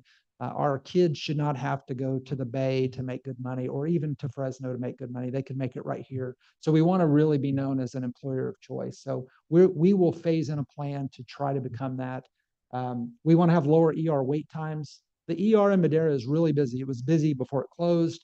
I'm certain that the day we open, it will be almost right back to normal. I think If you drive down to Fresno from Madera at 4 o'clock on a Friday afternoon, it would be senseless to do that, especially if you're having a medical emergency. So I believe our ER will reopen almost right back to normal. So we've got to create strategies to make the throughput faster, because one of the things I've heard over and over is the ER wait times were just really unbearable. People would wait 8 to 12 hours sometimes to see their doctor. So we'll work on strategies to improve the throughput. We want same-day appointments for our clinics. So patients in and around Madera that want to come and use our primary care and specialty services should be able to get in on the same day. So I've implemented strategies in the northern hospitals where we have same-day walk-in. We call them kind of walk-in scheduled appointments. But we will have a calendar of availability every day, 7 days a week, where our patients will be able to get care on really same-day appointments. There's no point in waiting sometimes 3, 4, 5 months to get in to see a provider. We want to also expand services by hearing from our community constituents, like those in this room and other stakeholders in the community, about what are services that we wish we would have had before Madera closed, and what do we want to build out our future to make sure we serve the needs of the community. So those are things that are already underway. And finally, we need to find financial stability. The hospital went bankrupt once. We are doing everything in our power to make sure that doesn't happen again, but that's going to rely on a lot of these things to come together, but also good payer contracts, good support from the large commercial payers. Those are really the only place where there's still a little bit of profit to be made in this healthcare world. Madera is about 95% government payment of Medicare and very high Medi-Cal. And so we've got to work with those payer partners that control so much of our revenue to make sure that we get adequately and fairly paid for what we do, to make sure to have a financial model that ensures Madera never goes away again. Madera Community Hospital never goes away. So on opening day, what's coming? We will start with a basic emergency department. And I know it says basic, but that's what most ERs are basic. That means you have a doctor 24/7, you have a full nursing team, and you have a ton of ancillary services such as surgery, intensive care, diagnostic imaging, and lab and respiratory. So all of these ancillary services below the emergency department are required really before we open. So we will see all of these happen on day one. These will be available. So that will be opening day. And then certain milestones. Some of these we hope we will improve the timeline on. I'll jump right to the bottom. You can read the rest. And I've tried to earmark that these are estimates. So yeah, I hope you invite me back, but I hope that I can give you a better timeline. But right now we are tentatively scheduled to open the hospital on November 18th. That's a fairly optimistic estimate. As I walk through the halls every day and see what's going on, I keep wondering if that's going to happen. But we've been telling people we're either going to have a great Thanksgiving celebration or we're going to have the biggest New Year's Eve party you've ever seen. Because we know when we get into the holiday weeks after that week, and you get into maybe mid-December, you're probably down to a January start date. But this seems realistic right now. I've talked to my operations teams, and they feel like this is very reasonable and possible. So with that, I would open up to any questions that you may have, and appreciate your time today. And thank you, Council. Very good. Thank you, Steve. I was just kind of curious, though. There seemed to be a couple of people you were sitting next to. Who are they? Yeah, my pleasure. So I'd like to introduce our board chair, Deidre De Silva, and Monty and Pestorossi. Was I close? I see you're really close friends. Yeah. Well, I know Monty and Deidre. So yeah, we do have a very committed governing board that has been appointed to Madera Community Hospital. There's some physicians on the board, which I think is very, very key to make sure that they hold me accountable to creating an excellent healthcare system. So thank our local board members for joining me today. Right. Thank you very much. I know that they've put out just a tremendous effort over the last few years during the transition. And so it's unbelievable. And so thank you. I'd just like to recognize them and thank you so much for all your efforts, and as well as this wonderful presentation. It was I think very complete and gave us the information that we needed. Are there any comments or questions from my colleagues? Mr. Chairman, I just want to thank you for making this community a priority as well. And man, the presentation was short, sweet, to the point, all the meat and potatoes. I don't have any questions, but it provides hope for a lot of people that have been waiting a long time to see this hospital. Yeah, I have a, oh, Go ahead. Go ahead. so, thank you, Mr. Stark, for the presentation. I'll echo the sentiments from Supervisor Wamhoff. I know there was an effort to put together an oversight committee. I worked with Senator Caballero and Assemblywoman Soria to provide some names. Where are you guys at in that process? Yeah, very good question. So last month, actually our September board meeting, we just codified our policy and procedure around the Client Advisory Council, the CAC. So over the next couple of weeks, you'll see an invitation for appointments to that. So you'll see more about that, but we just got the policy and procedure approved in the September board meeting. And then the other thing I wanted to note was I see that you've done some rebranding, and I think that's excellent to build that new image of Madera Community Hospital. So thank you for that. Supervisor. Yeah, I'd like to thank the board of the hospital for all their hard work. I know it's been a long, arduous process. In addition to that, I want to thank our own staff who've been alongside in that work. Jay has put a tremendous amount of hours. Joel Begay, our public health director, and our official for the county, Dr. Paul and Sarah. Want to just say that coming to this point is really, really great because we've invested in this point, this arrival, and it makes our investment worthwhile. It makes us feel good that we didn't waste money. We accomplished something with the money we put out there, and we're pleased with that. So I just want to say congratulations to us all. Thank you. Thank you. Very good. Are there any members of the public that Real quick, yeah, I just want to thank you for the presentation, echo all the comments, but I also want to wish you luck moving forward. I think it's this board's hope that Madera Community will be the hospital of choice throughout the county. We don't want to see people traveling to Fresno to seek medical services. We want them to stay here in Madera County. So best of luck to you. Thank you. Very good. Are there any comments from the public? Very good. Thank you very much. Thank you. Appreciate it. All right. Item 6E. Behavioral Health Services Department, presentation of Madera County Community Assistance Recovery and Empowerment Act. Good morning again, Connie Moreno Peraza, Director of Behavioral Health Services. Thank you so much for making time today for our presentation on the CARE Act. Our governor passed that back in September 14th of 2022. Senate Bill 1338 stands for Community Assistance Recovery Empowerment. First of all, I want to thank our partners, our judge, our court administrator, CEO, our partners in the different departments, DSS, our county council, our CAO, social services. Everybody's been very involved, our DA. They've been involved in the planning process. So today, Art Galindo, our interim Behavioral Health Department Assistant Director, will do a presentation for you, and we'll be glad to be around for any questions. Thank you.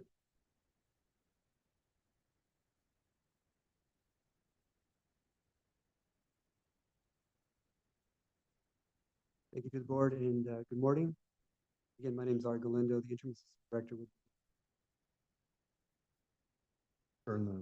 Pull the mic down. Apologies, thank you. You have the PowerPoint presentation, but I'm sorry.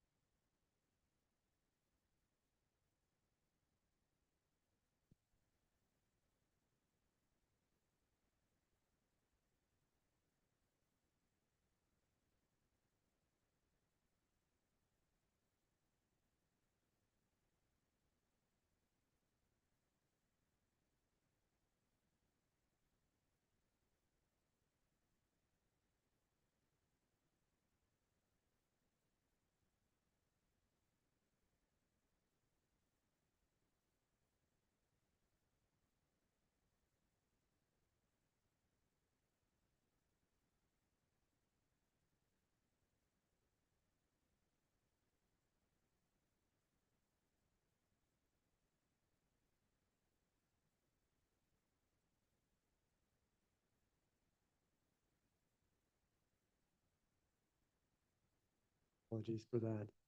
Again, I'm here to present the information on our CARE Act, which is the Community Assistance Recovery and Empowerment Act, which provides needed services to Californians who are living with untreated schizophrenia spectrum or other related psychotic disorders.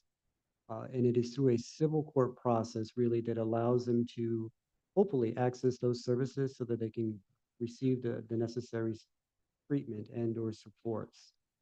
And it is it's a collaborative process which includes a care plan that is both focused on mental health treatment services and resources that the individual may need and to receive that level of support or level of care within the community.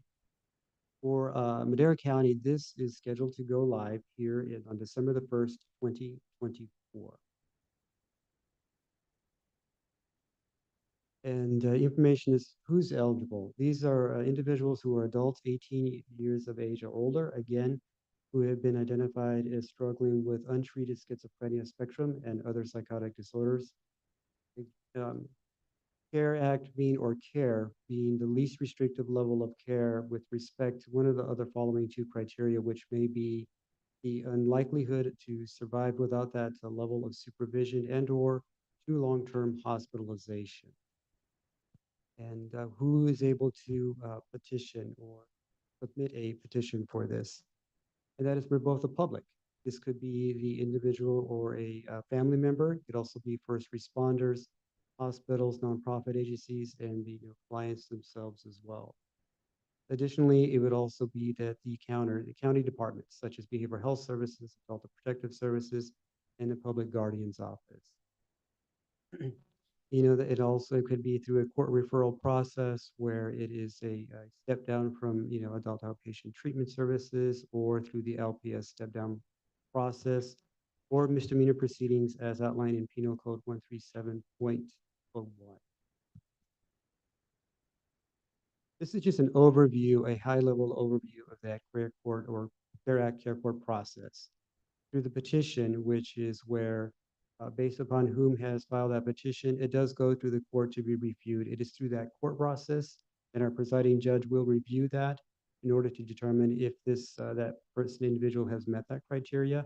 If so, then there is an order for a clinical evaluation or follow-up with the individual in regards to making or completing that assessment and providing that additional information to the judge for consideration of the ongoing process.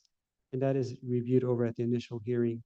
And if in the event the individual is found not to have met that criteria, then it would be dismissed. However, from behavioral health, we would always ensure that they would have access to the appropriate level of care at that time.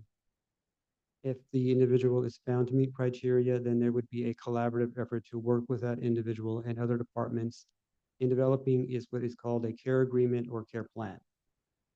And this information is brought and forth with the initial hearing as well, and it is reviewed in terms of those level of services, treatment, and or resources that were recommended for this individual. And number 3 there, and the support, that comes in the form of reviews, so review dates with the judge and or in the court proceedings. In Madera County, it was decided that this is going to be occurring every 60 days. And there's actually going to be a care court day, which is scheduled specifically to review any and all of these updates with regards to the progress with treatment agreement or care plans or care agreements. Now, it is scheduled to occur over a year. Now, the estimate is that the graduation could occur at that year. However, there's an annual review in which to determine the level of progress and readiness to be discharged or stepped into another level of service. So all this information is brought before the courts and with regards to reviews and recommendations for either graduation. And at that point, if that is the case, then there would be a recommendation of what that graduation plan consists of. Again, treatment recommendations as well as resources and supports in the community. If it is determined that there's a need for extended level of proceedings, then that would also be discussed. Here are just high levels of roles and responsibilities within this continuum of collaborative work amongst our the behavioral health services, or the courts, the judge, or county council, self-help center. Judge overall is the is going to be making the recommendations based upon the petition that's filed. Also, will be reviewing any and all of those care agreements and plans, and authorizes the care court or plan updates, and also is one in which we'll hold all parties accountable to ensure that those services are provided to the individual in need. Self-Help Center here will be able to assist any and all of those who are filing petition in explaining them and supporting them in understanding the role or the means of filing a petition and informing them of the care court process.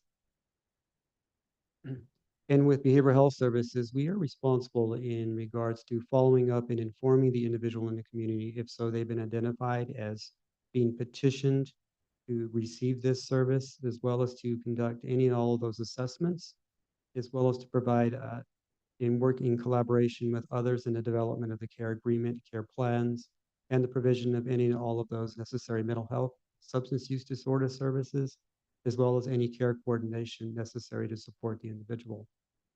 Additionally, we have the responsibility to work with our partners in gathering any and all of that data necessary to report back to the Department of Healthcare Services. County Council will serve as legal representative for both the petitioner and behavioral health services, and also will be a collaborative partner in the development of the care plan, as well as in the status updates and graduation recommendations. Additionally, Public Defender will be that legal representative for the respondent and also be a collaborative partner in the development and coordination of the care plans or agreement, and also be part of that status updates and graduation recommendations. Public guardian may be someone who may be referring somebody from their department over into care court as well, or if in the event that if any and all of those evaluations have come to the point that this is an individual beyond what the proceedings are able to provide in terms of support, it may be that recommendation to refer them back to public guardians for further evaluation.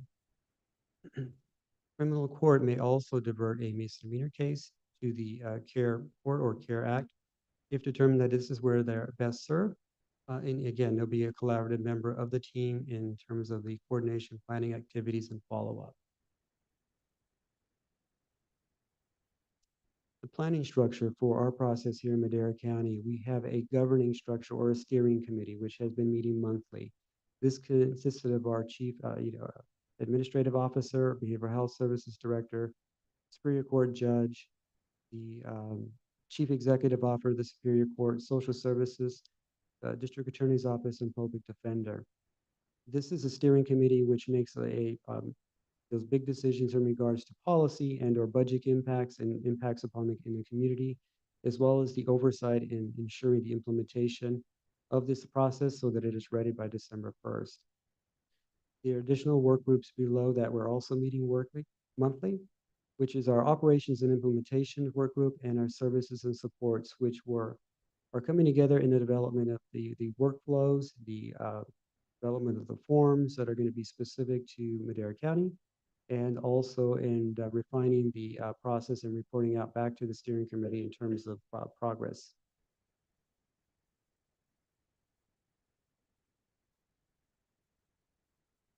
This is just a quick timeline of the event. Starting back in May of 2024, the meetings began where the interdepartmental collaboration, the discussion of those workflows, understanding the policy and the requirements, and also the data in which was going to be collected, and any of the electronic health record planning as well. Where we are now between August and September, we had been meeting in development of those public communication strategy, which is ongoing at this moment. Also, the finalizing of all those forms necessary to be a part of the investigations, the clinical evaluations, care agreements, and care plans, all of which have been prepared in draft and ready to share with our partners, so as to determine and finalize those processes. And within October, the planning has already begun in terms of the user testing and to start to refine our workflows and to ensure that we have everything in place that we would need in terms of the go live date in December. Now, within December 1st is when we will start, but you'll notice due to the continued integration monitoring, it will go on into March of 2025. I appreciate your time and thank you for allowing me to present on this information. I'd be glad to assist with any questions that there may be. Thank you, Art. Fantastic presentation, and thank you for the backup materials that we can also take a look at for the different guidelines. And wow, it's quite a work product, and then especially when things get implemented, we're going to be definitely interested in getting some feedback, sometime after that to see how things are going. But thank you so much, Connie and Art and everybody, for your cooperative efforts to get this thing moving. Any comments from my colleagues? Yeah, Mr. Chairman. So conceptually, I understand this, but how the rubber meets the road, this is really what I want to understand, because typically, we're looking at eligibility criteria, who's eligible, 8, adults with certain conditions. But typically, how the first untreated, psychiatric issue gets addressed is when a law enforcement officer generally comes up to, approaches someone in the public with some sort of psychiatric issue. And at that time, they're usually introduced into the system with that law enforcement officer or somebody else placing them on a 5150 evaluation. So when that happens, what happens from that point under this proposal? Because that's kind of the triggering point for a lot of these people entering into this care system. So what actually happens at that point under this system? One of the things that occur is that if they're placed on a 5150 hold, then they're taken into an emergency department in which they're going to do their own evaluation there. Just in general, the efforts we would always do, if it's somebody within the community, we attempt to engage them in services. That's one of the things that we had mentioned there, is that we're always going to make that effort, which to engage them in treatment and follow up with them. And the other thing where it mentions behavioral health can be a petitioner. This may be somebody who unfortunately may come into contact with law enforcement multiple times and not being able to engage or follow through for various reasons. So through that process, this person could be brought forth through the care court process. And this is where we would do some follow-up on our end as well, if not a family member. So again, to ensure that we do our best to try to link that individual to that treatment and support. Okay, so if someone gets 5150, they go to ER, 12 hours later, they get released. And is there any interaction with that individual during that time that they're We attempt to being do follow. evaluated? We attempt to do follow-up as soon as we can, as soon as we're informed. We try to reach out to our the other emergency departments and establish that point of contact. We have a liaison and try to get that information. And with the care court, we could do some additional follow-up with our CARES team, which is our crisis care mobile units, and try to engage that individual or try to connect them to services even before going through the care court process. But while they're actually in the facility, you guys are there following. Once they're released or we make contact with them, we attempt to. It's been a little challenging in that they're going to the other emergency departments, but we do try to make that effort. If we get in contact, we try to schedule them and assist them in following through with that appointment, if they're not open to services already.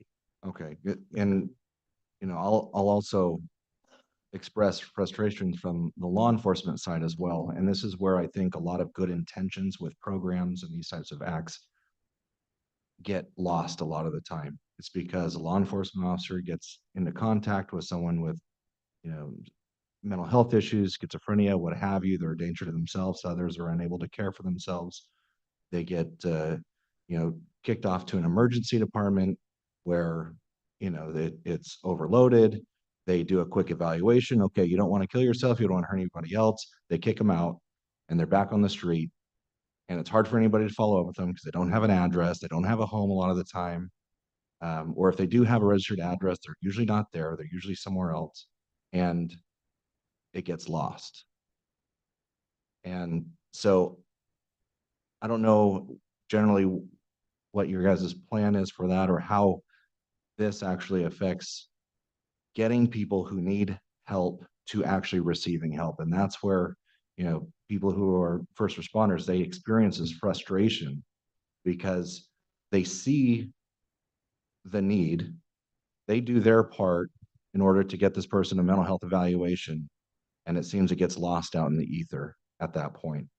And there's a lot of well-intentioned people with a lot of well-intentioned ideas who create a lot of services, but it seems to me, and obviously I have a lot of hope in this program, but I want to, just ensure that the person who needs the help eventually gets those services and gets the desired help that they need. Because I think it's very, very frustrating on law enforcement side, seeing how it just gets lost in the mix. So let me give you a couple of pieces of good news. So number one, we're so glad to hear, I heard November 18th, the hospital is supposed to reopen, so I'm praying for that day. So we will collocate a staff like we did before at the hospital. So when that happens, the person will be there. But we literally have, we have a dedicated line for law enforcement, sheriff, and police, which we work with them every day on any situation they have. So our staff also carries radios that we worked in partnership. So we haven't heard of major concerns for delays, but I would love for us to listen to you, those examples. So we're very blessed that we set those things up. So the good news is that with Care Court, with our staff, we have what is called the Full Service Partnership under Mental Health Services Act. Most of those folks engage in treatment. So Care Court, which are not showing very high numbers throughout the state with cohort 1, we are part of cohort 2. We anticipate that our team will continue to be successful in engaging folks into treatment. So this is the highest, most chronic schizophrenia spectrum. So we have folks who stay in contact with them 3 to 5 times a week. And when they go into a hospital, as Art said, we do have a liaison. Once the hospital opens, it's going to make it a lot easier. But we put a lot of time and effort to work with our law enforcement partners to ensure that we respond on the field through our CARES team or through our dedicated team for law enforcement and sheriff to respond to anything out there. Now, what the governor wants to do with Care Court, he's pushing for us because a lot of our homeless population, he's wanting the homeless on the streets with law enforcement or whoever to be engaged in treatment. So with bridge housing that we just launched last week, these folks would be going into bridge housing is required, and they will get on-site services.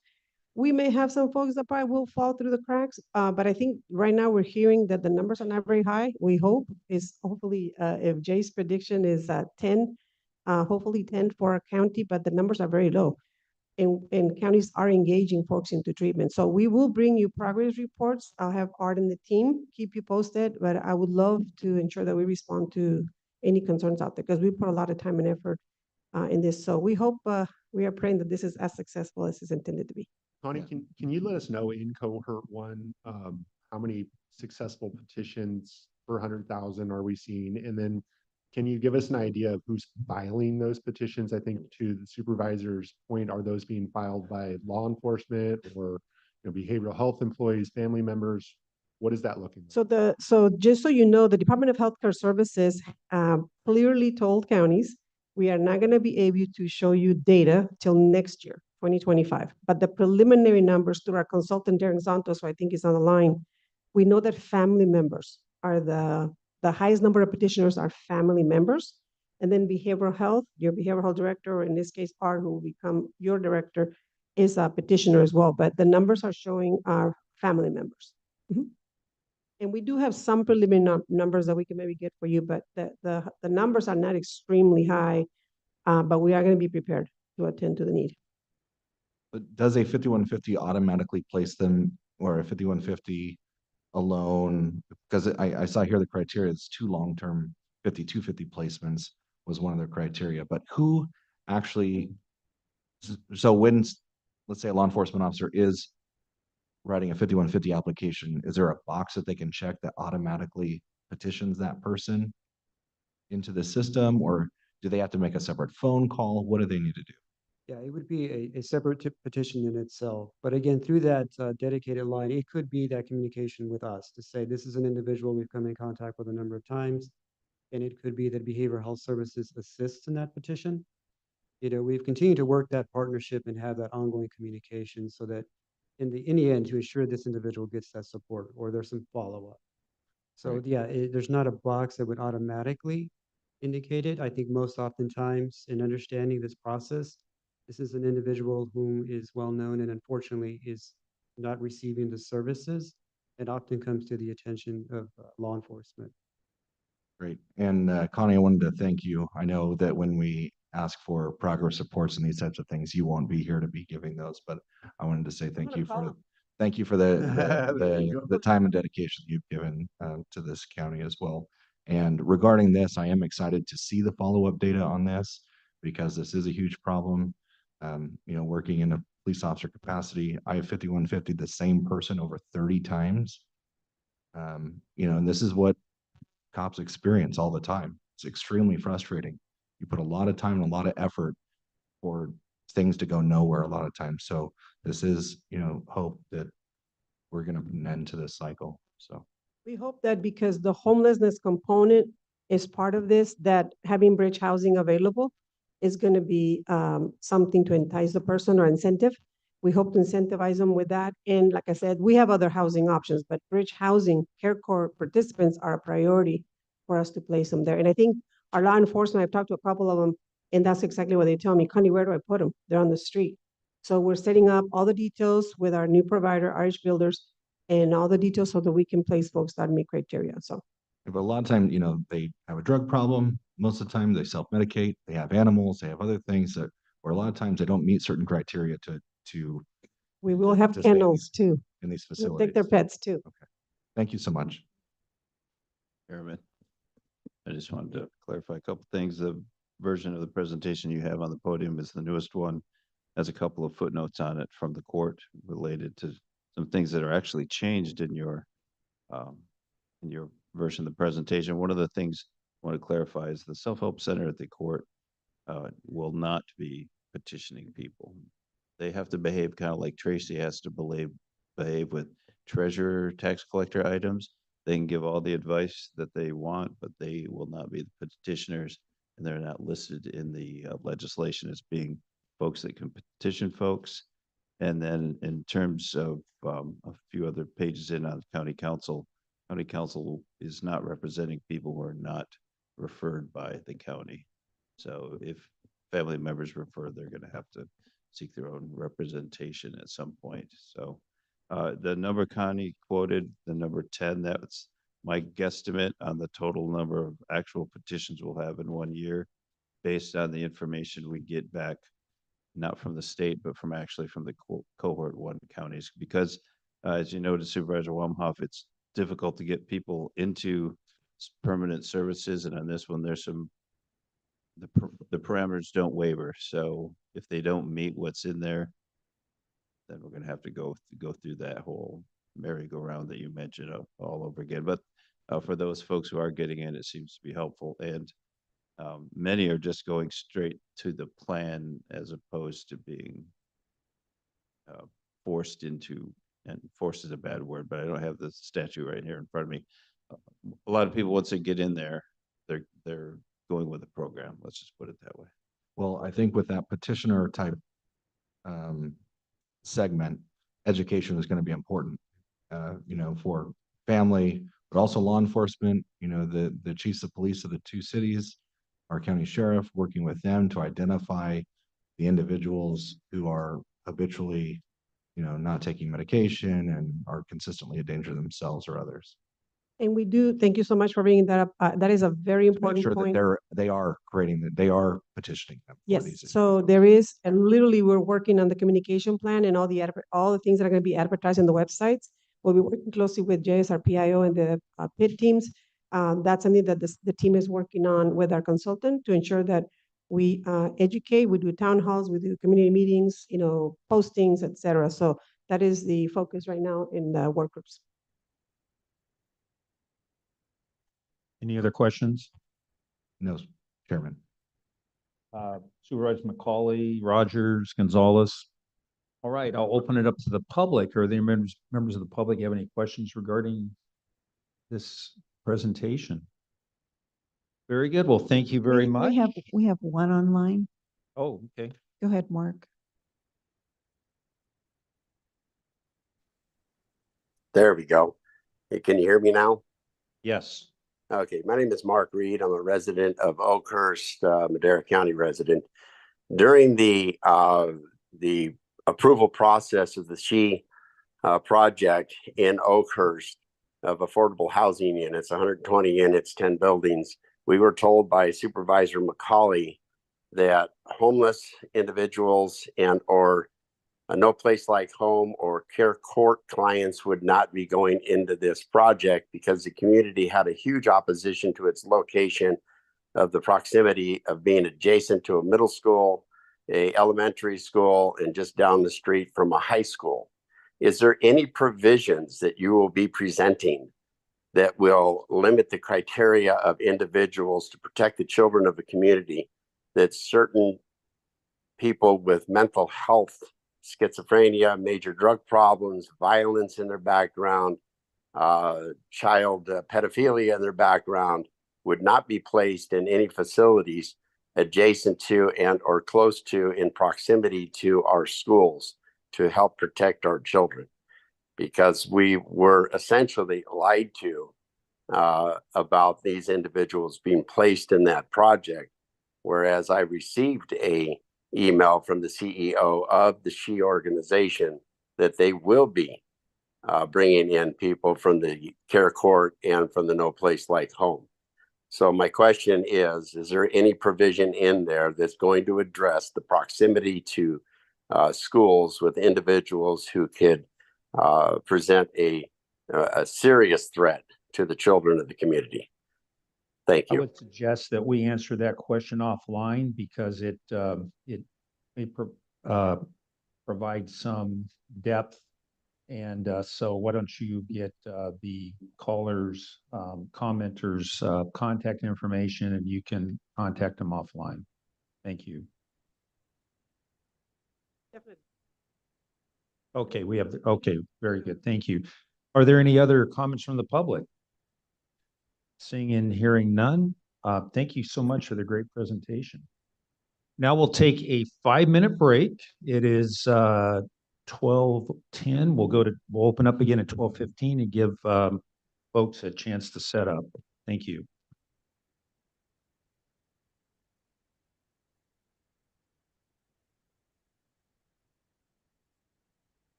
Move forward. So we're moving on to item 6F. Public Works Department, Engineering Services Division, discussion and consideration of entering into an amendment contract number 9179B-C-2018 with Kaglia Environmental LLC, doing business as Red Rock, to restate and amend the solid waste and recyclable collection franchise agreement for the Valley franchise area and authorize the chairman to sign. Thank you, Mr. Chairman. Matt Treber, Development Services. We have a brief PowerPoint presentation for the board and the public. I'm going to hand it off here shortly to Mr. Carter, Jared Carter, our Deputy Director, and John Carlton with HDR. We also have Scott Cross with County Counsel's Office. And so we'll roll through the presentation, and then we will be certainly available for any questions that the board has following that. Thank you. Thank you, Matt. Good afternoon, Chairman, members of the board. Jared with Public Works. As Matt mentioned, we have a short presentation for this item. Again, this item is for the solid waste franchise agreement for our Valley franchise area, amendment to that contract. A little background on this: the original agreement was entered into in 2012. It was done through a competitive bid process where we had approximately four proposals that were submitted on that contract. In 2018, the contract was amended to account for AB 1826 compliance, which is the commercial organics law. Currently, the contract as it sits today expires in November of 2027. and it does provide for a 10-year extension in that contract. As most of you may recall, we did a comprehensive study of the solid waste program recently, which found no deficiencies in our operations for collections and our facilities. And also there was a recommendation in that study to extend the contracts to amortize the cost of capital equipment related to SB 1383 organics compliance. So just a quick reminder, these are some of the key dates for SB 1383 implementation. You can see there in 2022 was the deadline for adopting and implementing organics collection programs as well as other items. Your board did adopt a ordinance amendment to the county code in March of 2022, which set forth options for compliance with 1383 for residential and commercial customers in the county. This is applicable to those who are in those census tracts that are subject to 1383 compliance. In that list of options, you have a subscription to service for green cart service, organic collection. You can self-haul to your own organic waste. You can manage on site, such as composting, or you can transport to an organic waste community composting facility. So I'm going to turn it over to John Carlton here to go through some of the amendments, details in terms of the contract amendments. Good afternoon, Chairman and board members. My name is John Carlton. I'm with HDR. As you probably know, the county staff has been working for several years trying to craft an amendment to these franchise agreements to provide SB 1383 services, and we're here today with a proposed amendment to do that. As Jared mentioned, Cal Recycle set a deadline of January 1st, 2024 or 2022 for services to be provided by jurisdictions. So we're a little behind on that, but this hopefully will get us, closer to that point. This service also not only provides services, but provides some of the other elements of the services that are required by the county, including tracking, education, monitoring, record keeping, and reporting on all aspects of SB 1383. We have negotiated an organics rate for both the Valley franchise here, which is $19.82 per month for a 96-gallon cart. This is something that would be subject to an annual review. It is based on assumed number of customers, assumed costs.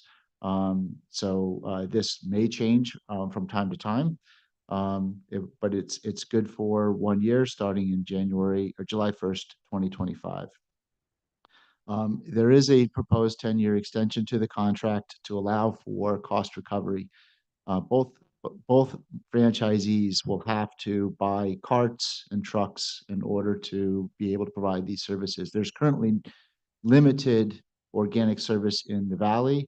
There is, I think, in the PUDs, they have 3-cart services, but most of the high-density areas that are going to be subject to this do not have a 3rd cart. So they're going to have to roll out a 3rd cart and collect that cart as part of the SB 1383 services. The 10-year contract extension was recommended as part of the solid waste study in order to keep rates down, because if you have to amortize costs over a shorter period of time, it becomes cost ineffective. We are making these contracts as consistent as possible so that the contract terms do line up. When we propose the Mountain franchise, you'll see the extension is to the same date.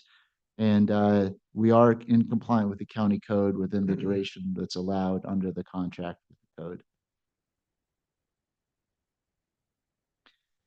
One of the other things that I give county staff credit for is really negotiating additional services for the residents and ratepayers of the county that are going to be provided at no additional cost to the ratepayers, and actually will reduce the county department's current costs because some of these costs are currently borne by the county. So these are some of the additional services that have been negotiated as part of the Valley franchise. which includes 2 single household hazardous waste cleanup events.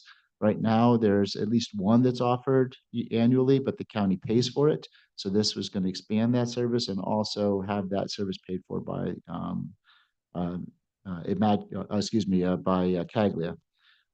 There's also an extension of service by providing bulky waste cleanup services. So there's proposed 2 public events that would be provided at no cost to the county or ratepayers for people to bring bulky waste to a designated location and to dispose of it for free. Right now, that service does not exist.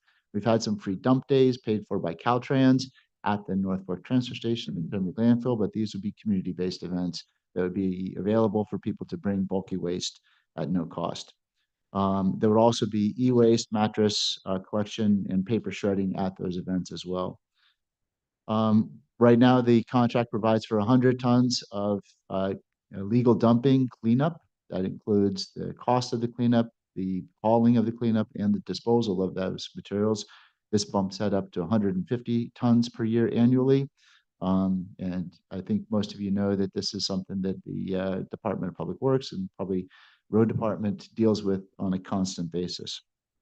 We've pegged these values of service at about $250,000 to $300,000 annually as a benefit. Again, at no additional cost to the county. There's no ratepayer impact to these costs.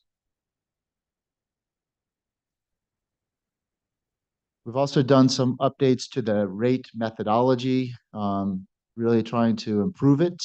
One, we've made the rate period. So we look back on how indices have changed in the past, and we adjust rates accordingly over time. So there's a CPI adjustment, which is your inflation, general inflation index, and we have a fuel index that we look at. So we've adjusted those rate periods to be from March 1st to February 28th. That's what it currently is in the Valley franchise now. We're making it consistent with both franchises here. We're also adding a few other, to make it as effective as possible, disposal fee indices for organics, recycling indices, and we're also going to have a 1383 cost substantiation. So, the prices that they're paying may be more or less. We don't know how the costs are going to roll out. This is a new program. It's a voluntary program. We don't know how many customers are going to line up. If nobody signs up for it, it's going to be a very expensive program. More people sign up, the better. So we're hoping for a good review at the end of a year, but they will be subject to a cost of substantiation. In the past, we had indices that were one point in time over one point in time, end of February to end of February. We're now changing that to an average of that. This is really an impact from the COVID, crazy inflationary cycles. We had high inflation or high fuel spikes, and then they came down. Well, if things dip or come up over time, and they're not captured in that cost. So we're going to average the 12 months over the prior 12 months, and that's going to provide, I think, a more effective and reasonable cost for everybody in terms of how we do that. We're also capping the CPI to 4%. We are allowing things to roll over. If it exceeds 4%, it's rare that we have inflation over 4%, but as people know, due to COVID, we had some crazy inflation that really spiked those concerns. So we are going to cap it annually to 4%. We're going to allow a carryover until that 4% cap is no longer needed. Other revisions, we did reduce the performance bond from $2 million to $1 million. We have a good operating history with the company, felt it was reasonable. We've removed the convenience termination clause. Again, this was some of the negotiations, and we did some language updates, some reference checks and things like that in terms of general contract clarifications. So, we're aware that there is some thought to, why not rebid these services versus, extending the contracts, and we'll give you some thoughts on that. One is that, we're behind the 8 ball already on SB 1383. We need to get going on this. If, hopefully CalRecycle is not going to provide enforcement actions, but I have personally seen the next list of compliance actions that the compliance reviews that CalRecycle is going to do and Madeira Unincorporated is on the list. So what that means is that there's a team from the Enforcement Action Office that's going to come to Madeira and look at what you've done for SB 1383 compliance, and they're going to talk to you about it. And they're going to, they're probably going to try to get on some type of compliance order to make sure you do get in compliance. So the fact that if we do this and we have it, this set for July 1st, I think it's a good story to tell. So the reason we're doing these contracts is 1383. Let's be clear. That's the reason we're moving these forward and extending. We did talk to the haulers about trying to roll out services, but it's, they do not agree to roll out services over a 3-year period. It's just too expensive for them to buy trucks and carts and try to amortize those costs over that period. So in order to get this done, that's what we need to do. Another reason that you potentially would rebid is if your rates are fair and unreasonable, or unfair and unreasonable. We did provide some benchmarking here. We have a full list of all the rates in the valley. And, Madeira is in the middle. You're not the lowest, and you're not the highest. There are definitely some rates in Fresno that are higher. There are rates in Merced that are somewhat lower. Some of the cities have rates that are comparable to what the county pays. So, I would argue that the rates in the county are not outrageous. They were subject to public bidding at one time. The only thing that's adjusted these things is CPI and fuel indices. That's it. There's been no other negotiations to increase rates over the contract period.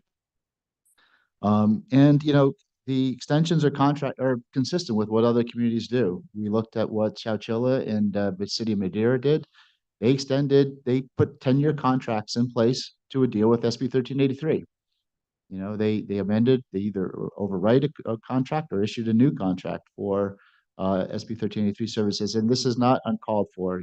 We frequently see when you ask a service provider to provide a new service, you need a period of time for them to be able to amortize their costs. New contracts are typically 10 years.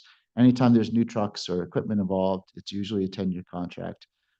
So, I'd say that is consistent with that as well. A few other things, we have, I would argue, good contractors operating in the county. We have, some issues that we deal with from time to time, but the service quality is considered good. We do track complaints every month. We have, very few that are, I think, actionable. I deal with other cities that have complaints on the order of thousands a month. So there are, the kind of complaints you have here, I think are not unusual and of concern. If you do a reprocurement, it will cost, and it cost $160,000 in 2012 to do reprocurements.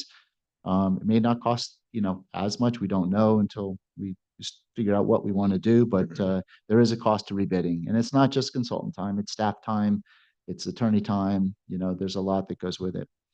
I would also argue that there's risks to rebidding. It's not that rebidding always ends up in a positive situation. You could have a low bidder come in that has pricing that will end up with a poor quality service. You may have higher prices. There's no guarantee the prices will be lower if you rebid. You also have issues with transitioning from one customer to another. Now, we have taken that into consideration. We do have all the route maps that all the haulers use. We do have the list of customers, but still, when one service provider leaves, another one comes in, there is a transition headache that comes with that. So, just keep that in mind that it's not always a smooth and easy process. So we are recommending, to extend rather than rebidding, but we're open to questions. Very good. Are there any questions? Yes, Supervisor Rogers. I don't really have any questions. I just, looking back, I remember coming on the board in 2011, and we had a service provider for garbage that had looted us in the county to the tune of $1 million a year for 14, 15, 16 years. And we figured that out. weren't happy. Corrected the situation, went out to public bid, and we got two really good, super good providers for the county and for the general public. And we're still not in mandatory collection. This is a voluntary service that people sign up for or they don't, and they can self-haul if they like. And I'd like to say that I'm very sympathetic to the public when we talk about the costs of everything. I experience that. I know what that's like every day. The haulers do too.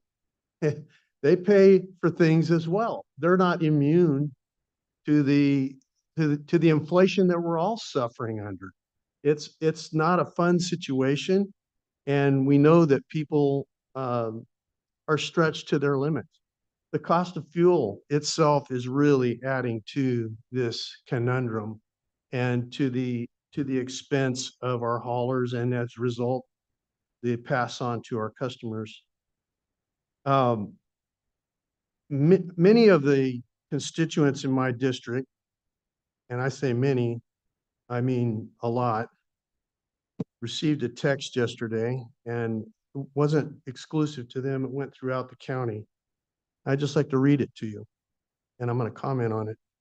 Neighbor, it starts out, neighbor.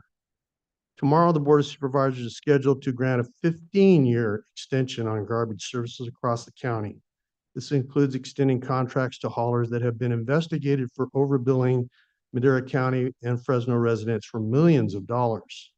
Madera County features the highest garbage rates in the valley and even higher than those in LA. Call or email Supervisor David Rogers, blah, blah, blah, blah, blah. And then it goes on to say, there's a little caption and a picture at the bottom. It says, taxpayer alert. Madera County pays the highest garbage rates in the valley. It's time for a price check. Say no to automatic 15-year contract extension. Contact Supervisor Rogers. Puts my name out again. I just want to address this for thought, and I don't believe taxpayers are stupid. I don't believe that for a minute, but I just want to point out the obvious here to everybody. Number one, it was not from a neighbor. Why do I say that? Neighbors aren't anonymous, spending thousands, and I mean thousands of dollars to do a media style hit piece. Number two, rates are not the highest in the valley. They're not higher than LA, as noted in our survey and noted in this presentation that was just made. Number three, there is no blank check. And in fact, a very limited controlled allowance of 15% pass through on tipping fees, the published fuel index, 65% of the rate is subject to CPI. So obviously I've already accomplished the anonymous request that I vote no for a blank check. I did that a long time ago. We did that in the beginning in 2012. There's never been a blank check. They've never had a blank check. That's an insult to the truth, frankly. Number four, many of the costs are a result of California state mandates. Many of these escalation in costs are a result. And the biggest one we're seeing here, this action on the agenda is a result of an independent study, Raf Telus, commissioned by the county, and the study said that we should allow for the recovery of capital outlay by Red Rock. They're recommending that. And it's related to the provisions of SB 1383, organic waste collection services, as our PowerPoint just pointed out. Now, the potential fines for not putting SB 1383 into action are $10,000 a day, if I'm not mistaken. Am I right? It's up to $10,000. Up to $10,000 a day. That is a pretty big hit. It's been mentioned that the cost of the bidding process in 2012 is about $160,000. Let's put some inflation factors to that and put it where it really belongs, at $250,000. I think that's where it'll sit. And guess who that's paid for by? The customers. Number 7, the report found, the Reftelis report found no problems. Let me say that again. No problems in service or billing existed. No problems. And in fact, asserted the excellent value of service for the cost as compared valley-wide. It did assert that. Number 8, it is a 10-year extension, not a 15-year extension as stated in the anonymous communication. And it actually achieved the same thing as was mentioned that the 2 cities have already done, and that's a 10-year extension. However, we achieved a 5% savings in the pass-through versus their 20%. We are 15%. So it's a better contract than achieved by our own cities, by our 2 charter cities. Up to yesterday morning, from 2012 to yesterday morning, I have not received a single complaint against Caglia Environmental or Red Rock. Not a single complaint from my constituents concerning their service. That's pretty remarkable, considering I was getting weekly complaints when I first came on from other organizations. So now we've debunked this letter, I think, sufficiently. And that's all I have to say at this point. Thank you. Thank you, Supervisor. Are there any other comments from my colleagues? Yes, Mr. Chairman, I do. Uh-huh. I would like to ask, John, has Cal Recycle ever fined a municipality for non-1383 compliance?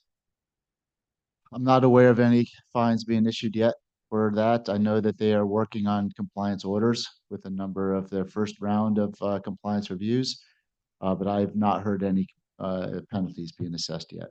Would it be a fair assessment that they're letting municipalities and governments work out a plan and are generally being pretty lax? Is that a fair assessment?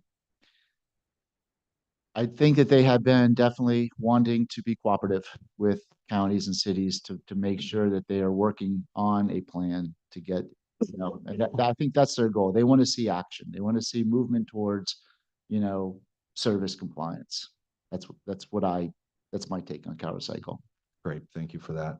On the section of the slide where you had comparative rates with other municipalities,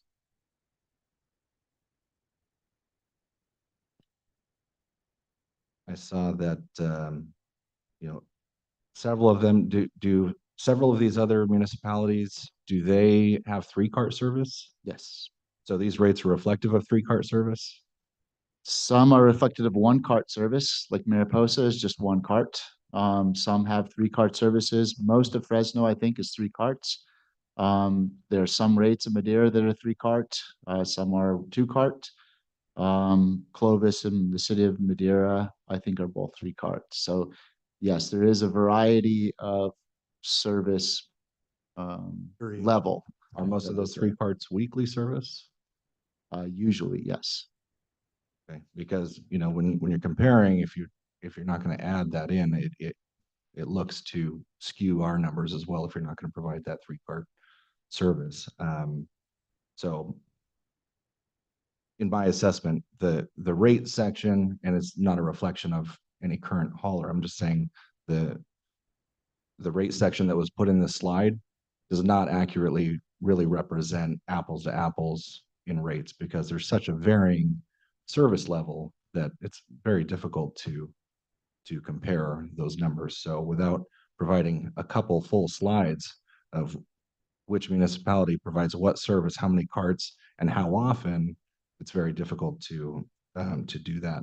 But overall, I'd like to start by just saying that Red Rock and Cagley Environmental have done a good job in our area. So my thoughts on this item are no way a reflection of the service that they provide, which I believe has been good.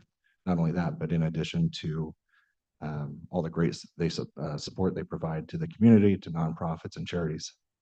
However, I take a principled stance on these types of long-term contract extensions. We have contract terms for a reason. It is my firm belief that as elected policymakers, we have a fiduciary responsibility to the taxpayers of this county to ensure they are consistently getting the best value available. So again, this is no way a reflection on the good service that they provide, but only a principled stance on long-term contract extensions without going through another competitive process. And so it's for these reasons I will not be supporting this item. Very good. Any other comments? Yes. Chair, just a question for the team. Could you guys kind of run through, I mean,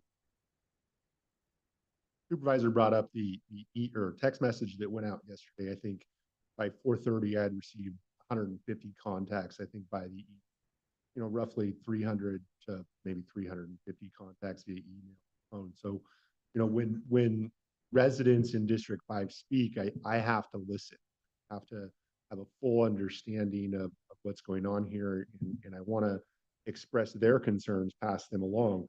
And the number one concern that I heard from folks was not necessarily the length of a contract, but concerns around costs. And so I'm hopeful we can take another minute to just, kind of in layman's terms, talk about how we arrived at our cost in 2012 and how those costs have been controlled and how we're really controlling our liabilities moving into the future with this contract. And then I have some follow-up comments and questions after that. I'll take a little crack at that one, Supervisor, and then I'm sure John will jump in here. So you brought up in 2012, right? These contracts were bid out. We did receive 4 proposals that went through a very rigorous process, background checks, interviews, analysis into that, and ultimately out of that process, Red Rock was selected as the lowest and responsible, best cost and service provider. And contracts were executed and entered into.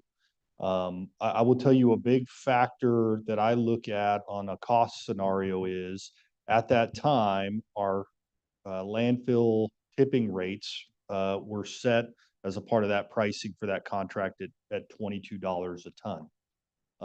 And again, we talked a little bit about it. So in 2012, it was $22. There has been no change, and John spoke to it earlier. Red Rock has never come to the county, nor have we ever negotiated for a change in that base rate that was selected as the lowest best service option through that detailed analysis in 2012. The only thing that has changed on their rate is the standard CPI fuel indices since 2012. What has increased, as your board knows, and again, it occurred after an extensive public process over 18 months, nearly 2 years of a full accounting and review of all of our solid waste programs in that Ralph Tellis report, and a cost of service analysis that showed the cost of the tipping rates needed to increase. And so we saw a significant increase in tipping rates at the transfer station and at the landfill. Those rates are paid by the haulers. They're also paid by self-haul.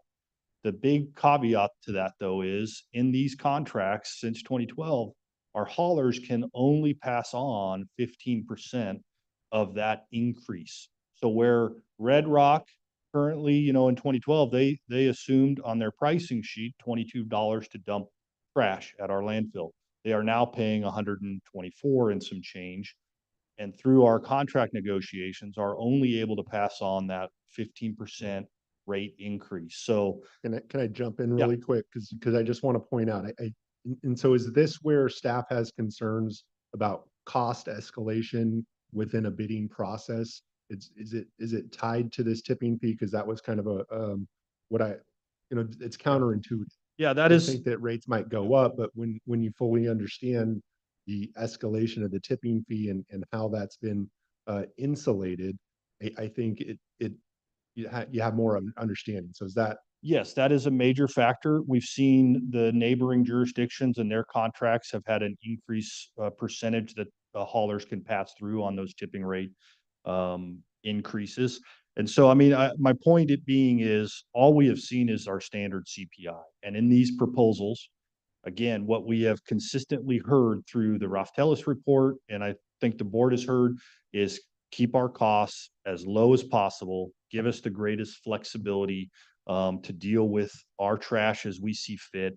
And, you know, credit to the community, credit to this board, right, in pushing back on Cal Recycle of a non-mandatory option, right? And so we have now got an option if folks want to subscribe for organics and get a green card. You know, we have a rate set, $19 and some change there to do that. But there are also other methods in county ordinances for folks to be as flexible as they want. In many of the pricing, it's absolutely a fair point by Supervisor Wamhoff as far as some of those prices are kind of apples to oranges, but it also goes into the fact that a number of those are mandatory services. We don't have mandatory services, nor do we have mandatory organics. A number of agencies, right, have bundled this service. So if you've got trash, you're also automatically renewed for organics and you're going to pay that rate for green. We do not have that. And again, it's a credit to the board and really the public on pushing that agenda and you know, pushing back on Cal Recycle. So I don't know, John or Jared, if you have anything further to add on that. So the only rate that's being modified as part of this agreement is organics. And so I'll speak a little bit to that. We have developed a sort of rate substantiation model for or that organics rate. It's pretty high right now. I would argue it's high and it's going to be unpalatable to many. You know, one thing that's going to drive that rate up or down is participation, and it's inversely oriented. The more people that participate, the lower the rate. And there is the factor of non-mandatory right there. Right. So in a mandatory system, we would have thousands of customers that would pay this rate. That would drive the rate down.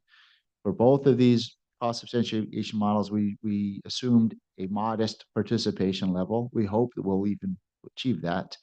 But all the other costs are subject to an annual review. That includes cost of trucks, cost of labor, cost of insurance, the number of trucks they buy, the number of people they put in there, you know, other items that are substantiated, including the number of customers they sign up. So, you know, I would say that the county is doing a good job in trying to control and monitor that cost and be fair and reasonable in the process with both the hauler and the public. But it's going to be a challenge. I think that, you know, what we're trying to do first and foremost is to be in compliance with 1383. We're trying to make sure we're offering services. Right now, we don't offer that service, and Cal Recycle knows that. So we trying to say we're offering services. The challenge is going to get people to participate in that service. So we talked about partial mandatory. When I first came on board, you know, my advice was to have you know, mandatory collection high density dairies. That would drive prices down. I know cost is a big sensitivity issue, but I also know choices too. And choice has won out. And you know, so that is why you sit on the board and you make those decisions. But that has cost implications. If we had services that were required, our prices would be lower. But we have a lot of freedom and choice in this county, and that has, you know, a negative cost implication. But I do think your costs are reasonable, both in the organics that we're putting out now, as well as the way it's been set up and escalated going, you know, from the point of 2012 to now. Thank you for that. It is unfortunate that that bad information that Supervisor referenced went out to so many people yesterday. I think it creates a lot of problems for this board. It creates a lot of problems for staff. And I think your explanation is very helpful for those that are perhaps listening. But as I mentioned, you know, 300 plus residents individually reached out to me yesterday alone. And so for me, I feel that we need to slow down a little bit, take the time to correct that bad information, and to perhaps bring this item back early October so it can be again reviewed. So everybody has the right information, so we're not creating additional problems for us down the line. And when we look at that, if that's what this board decides to do, there's a couple things, a couple suggestions that I have that we may talk with the haulers about. One is that I would love to see perhaps a service yard. I know we have office requirements within each service area. A service yard within the service area, I think could be appropriate. It's something that, when we talk about a MADCO, that is very valuable for residents in my district, which is a local hauler that provides local jobs and local customer service. I think it is something that sets them far apart from any competition.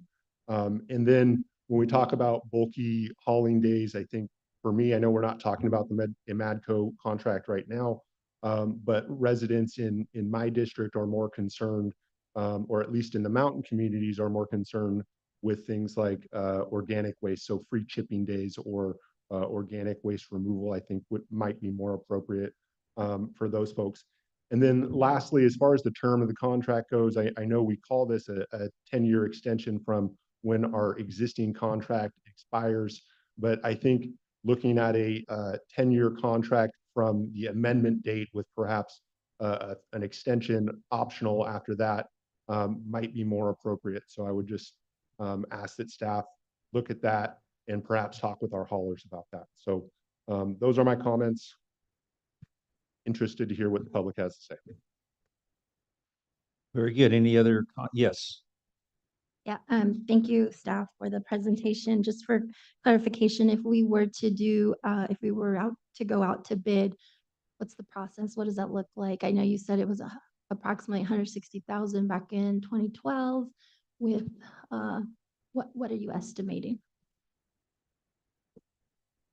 So I mean, I'd probably let our consultant answer that because we would probably use him to do that work. But I mean, in terms of the process, we would have to develop an RFP with the scope of services, everything that we want to get in there. We would have to look at all the different factors that go into providing that service and what those again, what those limitations or parameters for adjustments of rates and those sorts of things, and put all that together and then advertise it, bid it out. So I don't know, John, what your thought on and effort? So a couple thoughts. First, on the price, I think what we have is a pretty well understood system. So I don't think it would actually be hard to put an RFP together because we know the system we want. I think it's probably in that same ballpark to put that together. So I would, without shooting myself in the foot, think that that's still a price. I don't think we'd have to. There's a lot of things we had to figure out when we first came in here. What does the service needs? How would it change and stuff? But I think we have a long history now of understanding that. So I would say that the other things I would mention though is that you can't do this until 2027. So you could begin the procurement before then, maybe 18 months before, I would say start the process and get through the procurement, give the customers 6 to 9 months to prepare for a transition, maybe even up to a year. Because some, may have to buy trucks, somebody coming in might have to buy new equipment, may not have the equipment. So that has a lead time, and that lead time could be 6 months to a year to get trucks. So you have to allow that time. The county does have termination for convenience provisions in the current contracts. You could try to execute those. That's going to cost you millions of dollars. So Right. I would not recommend And I that was just approach. looking for the timeline, and then who pays for that? When in 2012, who paid for it? County paid for it. I mean, actually, I think it was so you have an enterprise fund for your liner fund. The ratepayers. And that's what paid for that fund then. So it's ratepayers then end up paying basically for that reprocurement. I think just a general comment for me, we just had our budget hearings yesterday. We adopted a very lean budget. And a lot of the increases have been because of inflation. And so in my mind, I don't see that going through this process that we could get something lower. I think this is very reasonable and fair. And in addition to what was negotiated at no cost to the county or the ratepayer, is a win for us. So, and then I looked at what the complaint rate was because I was curious to know, and with very minimal complaints. So, all that being said, and because of the recommendation of the independent study that we did recently, I'm very much in support of moving forward with the proposal. Thank you. You make that a motion? Oh, after public comment. Or somewhere in there. Yeah. Okay, very good.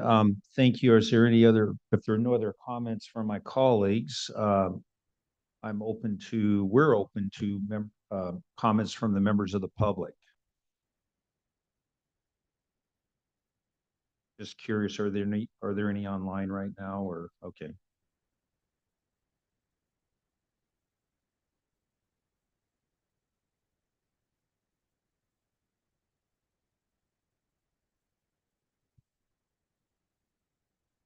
Yeah.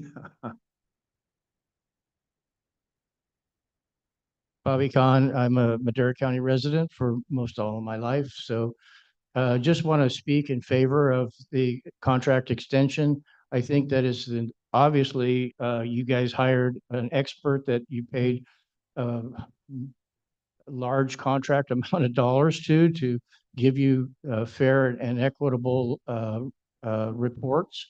And I think it is obvious that those reports show that it's in the best interest of the citizens of Madera to extend this contract, to give your contractor the ability to amortize the cost that it's going to take over a longer period of time. I can almost guarantee you, if you don't do it and you try to put it out for bid, that you're going to come back in 3 years and the ratepayers are going to be complaining because their rates are going to go up. So I urge you as a responsible representative of Madera County to vote in favor of the contract extension and the proposal that's put forth to you today. Thank you. Thank you.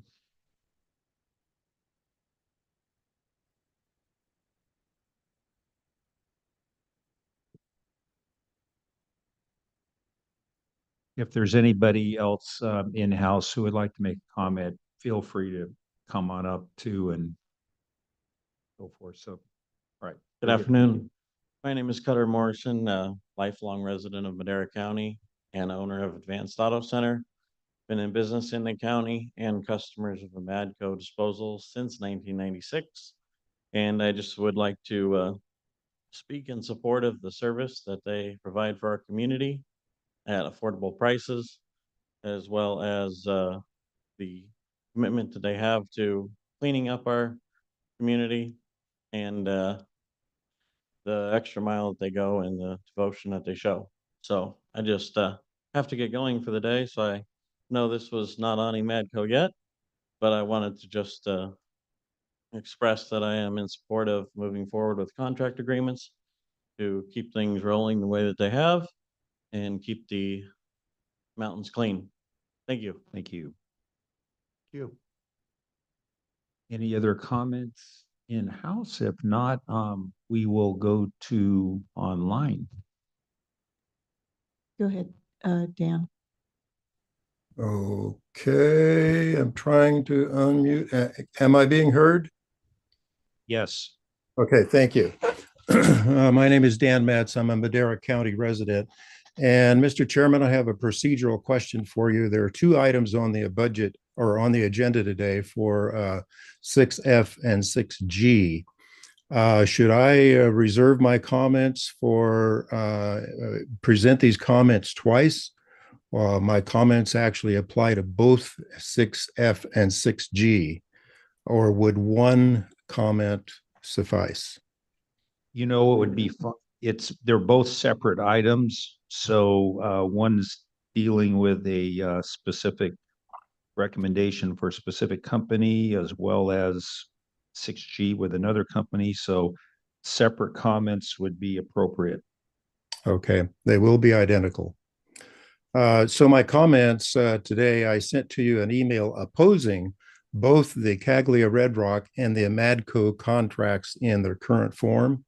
And I ask that you send these back to staff for revisions based upon in addition to the comments from Supervisor Wamoff and Supervisor McCauley.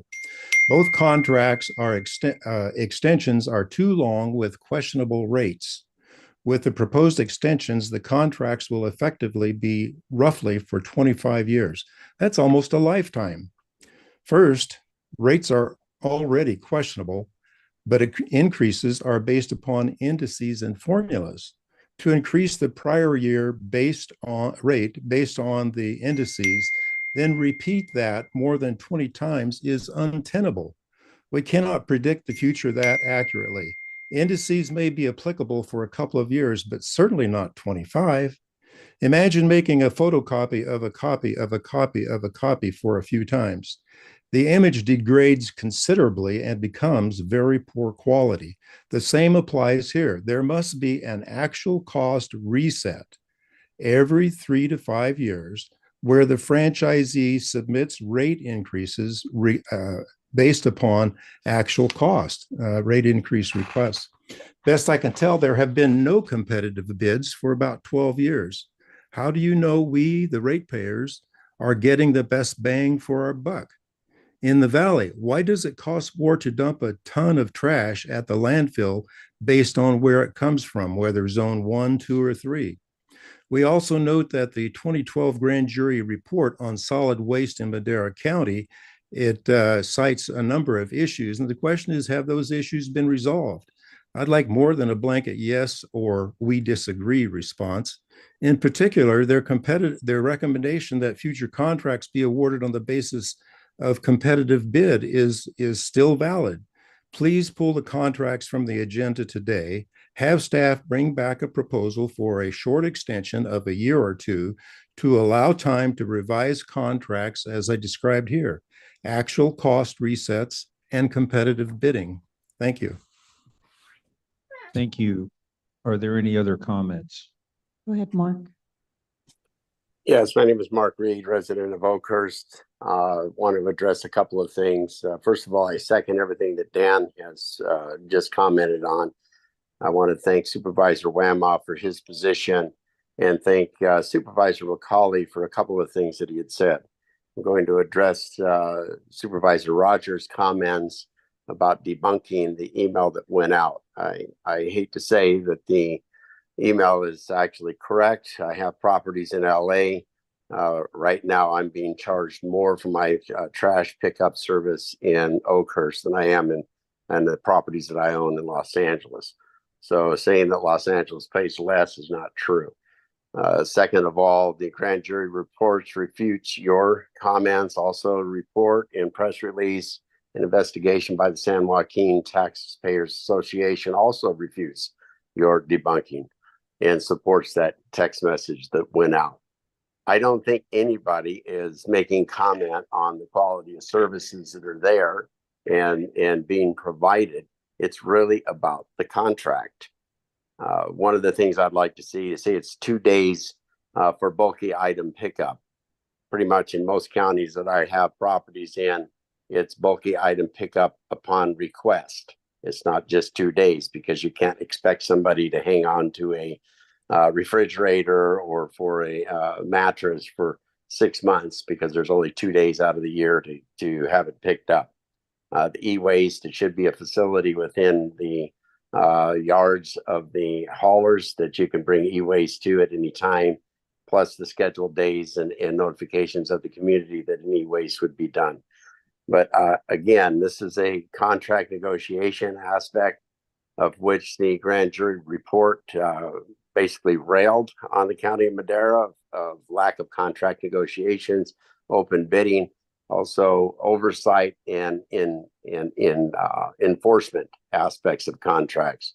So I would suggest that the board put this on the table for better contracts written up. And as Dan had pointed out, those implications of what he had put in there as well. So I'm in support of postponing the contract and to a later date and clean this up a little bit. Thank you. Are there any other comments? The clerk of the board's office would like to mention that we received 9 letters in support of this item and 1 letter opposing the Okay. stands. And these letters will be recorded on the record. Okay, very good. If there's no other comments. Move to approve. I'll second. We have a motion and a second. Roll call vote, please. Supervisor Rogers? Yes. Supervisor Gonzalez? Yes. Supervisor Wamhaugh? No. Supervisor McCauley? No. Chairman Poitras? Yes. Vote passes 3-0. 3-2. 3-2, excuse me. Okay, 6G.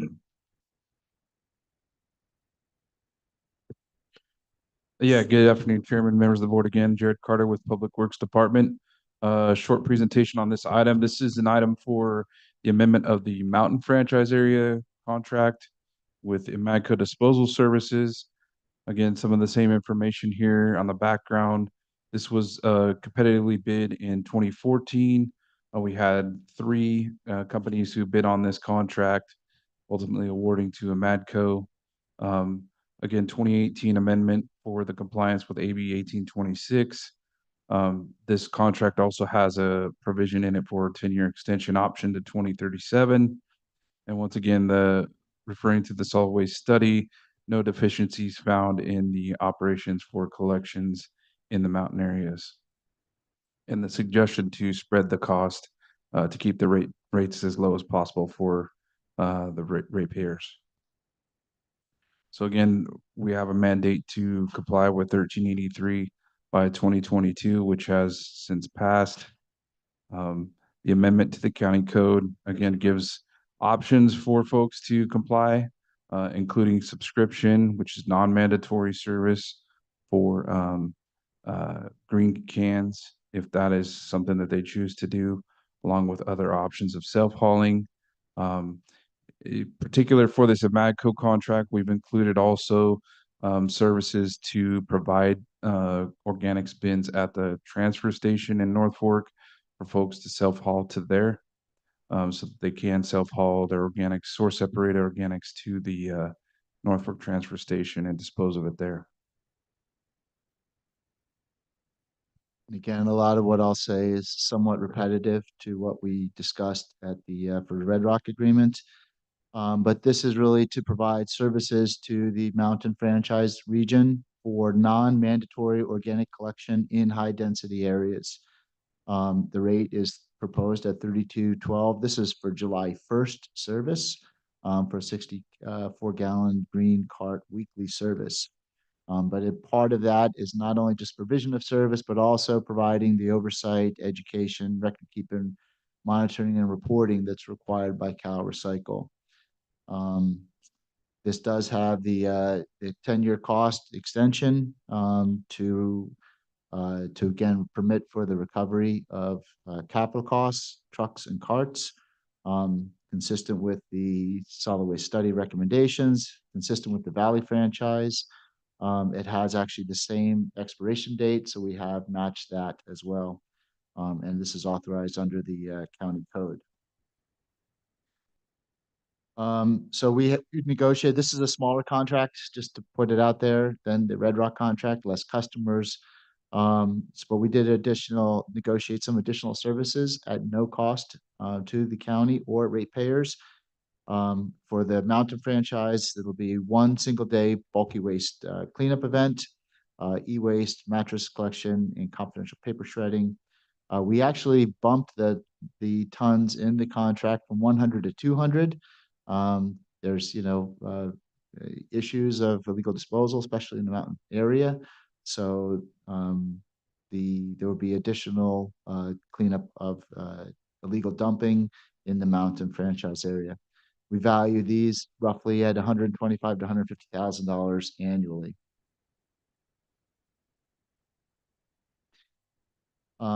So one key thing here is we have adjusted the rate methodology to be substantially consistent with the Mountain Valley franchise. The index period used to be a month off from the Valley franchise, so we've corrected that to be the same index period. It still has the same CPI fuel, organics, fee, recycling indices, and the SB 1383 cost review. So it has a number of components that are there to just make sure that only rates are being adjusted based on definable and defensible issues that occur throughout the contract.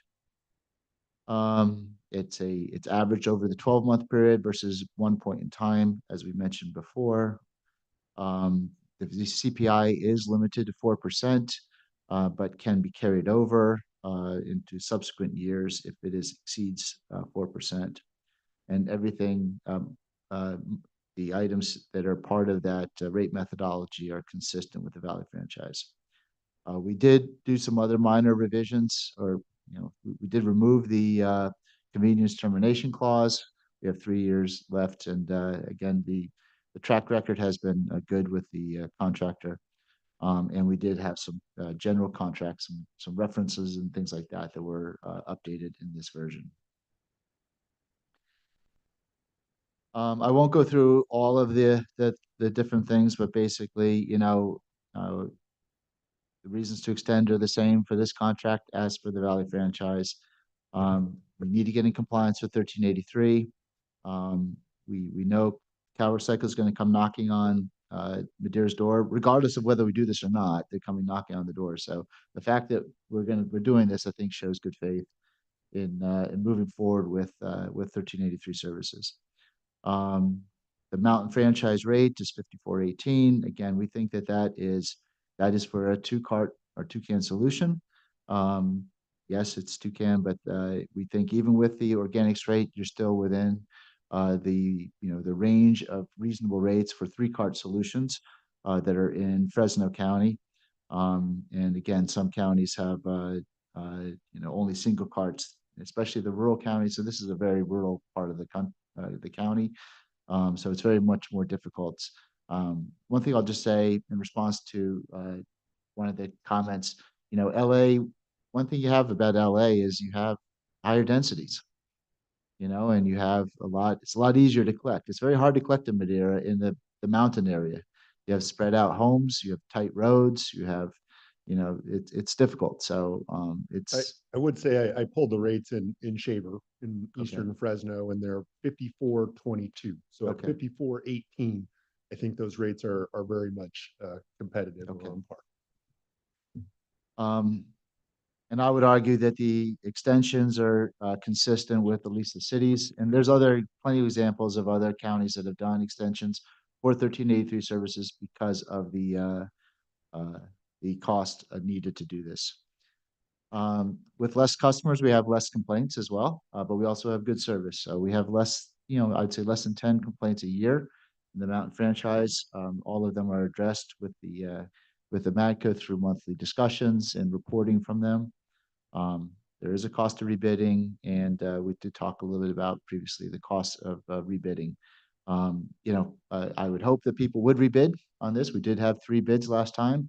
So if we do rebid it, we do it. But there is actually, with smaller franchise areas, it's sometimes you don't get. So one of the companies that bid last time is no longer even in service. Sunset Environmental was acquired, but there is risk in rebidding.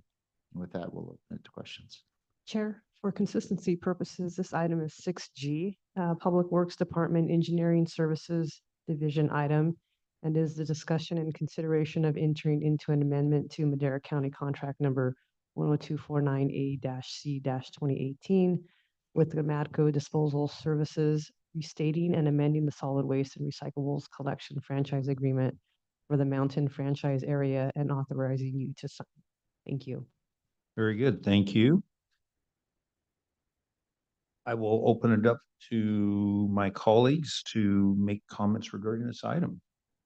Generally, Chairman, my comments are the same. I do think we need to slow down and ensure that residents have all the information, before this board takes action. disappointed that we weren't able to do that with the last item.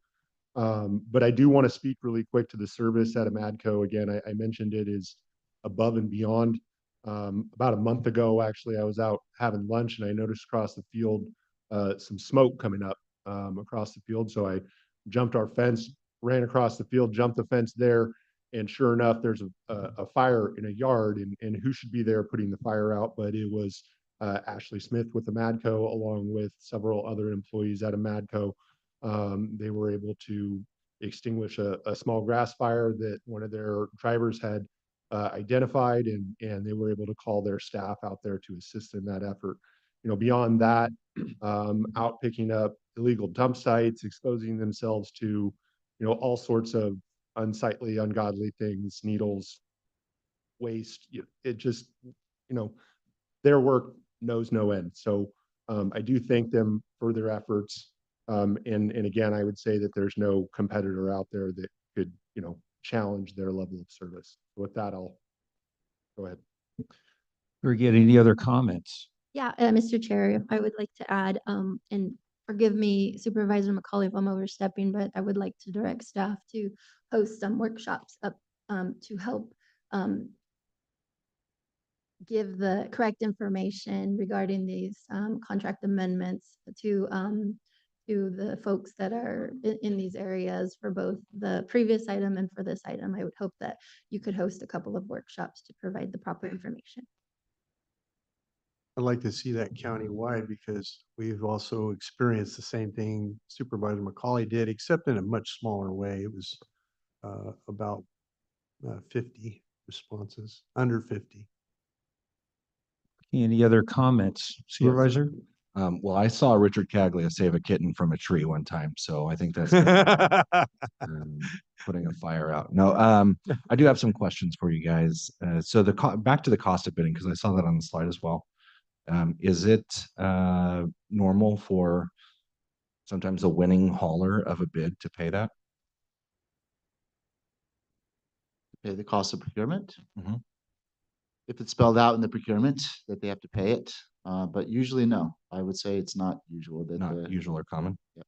But it is a possibility, right? Yes. Okay, based on your experience, Mr. Carlton, would Cal Recycle go after the government agency if they knew that the agency was going out to bid? I can't speak for Cal Recycle. Have you heard of anything like that with Cal Recycle? If they know a government agency is going out to bid, knowing the implications of 1383? I think Cal Recycle is unpredictable as to how they're going to enforce 1383. I mean, they have at this point, I think, been unusually, you know, non enforcing of 1383. It's almost been surprising to me. But I do know that they have transitioned teams to an enforcement team versus an assistance team.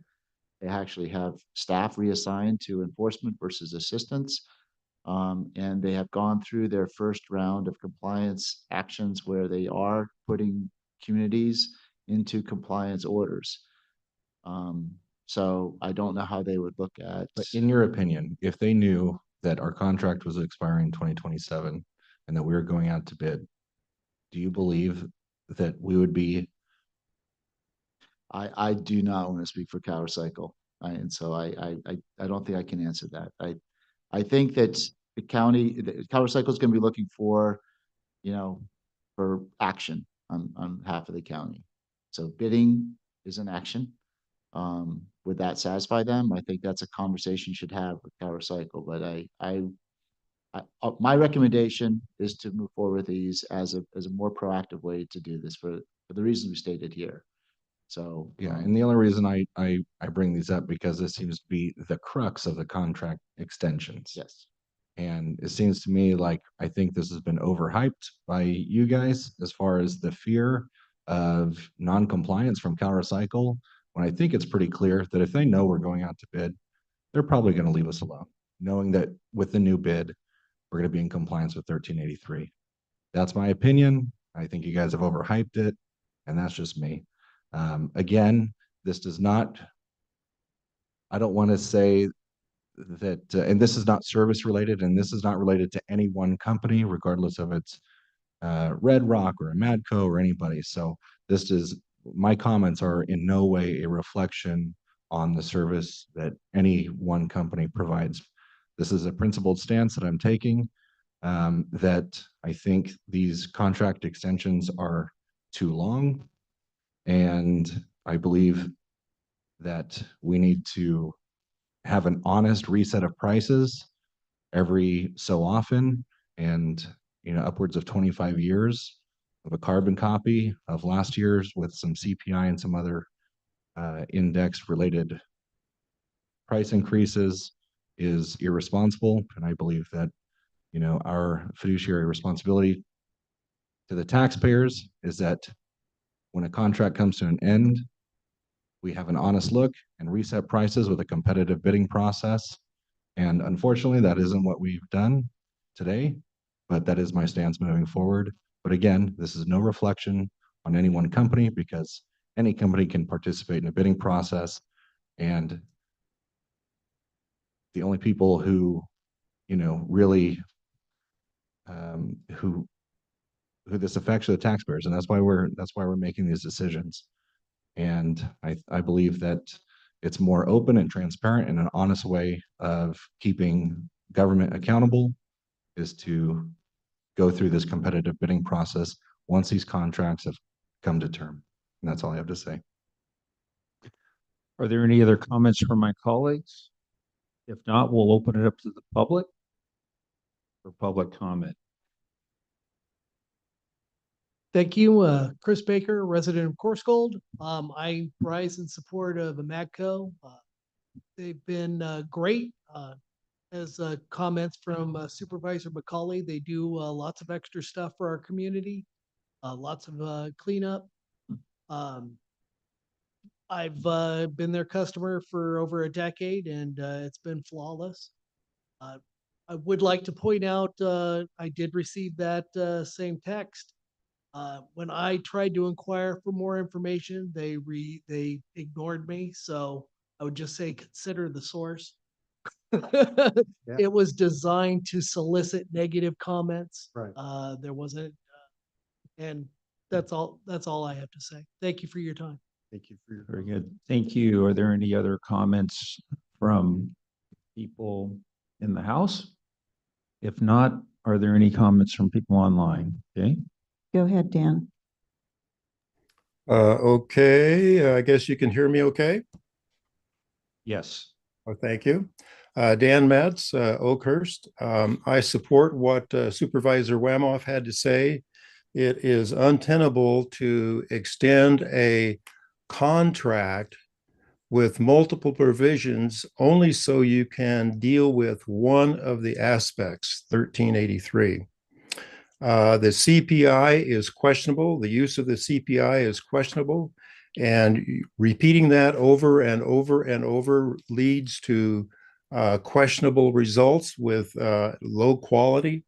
And there must be a reset every 2 or 3 years with actual costs, instead of just adding to the last year's costs and adding to the last year's estimates and adding to the previous year's estimates.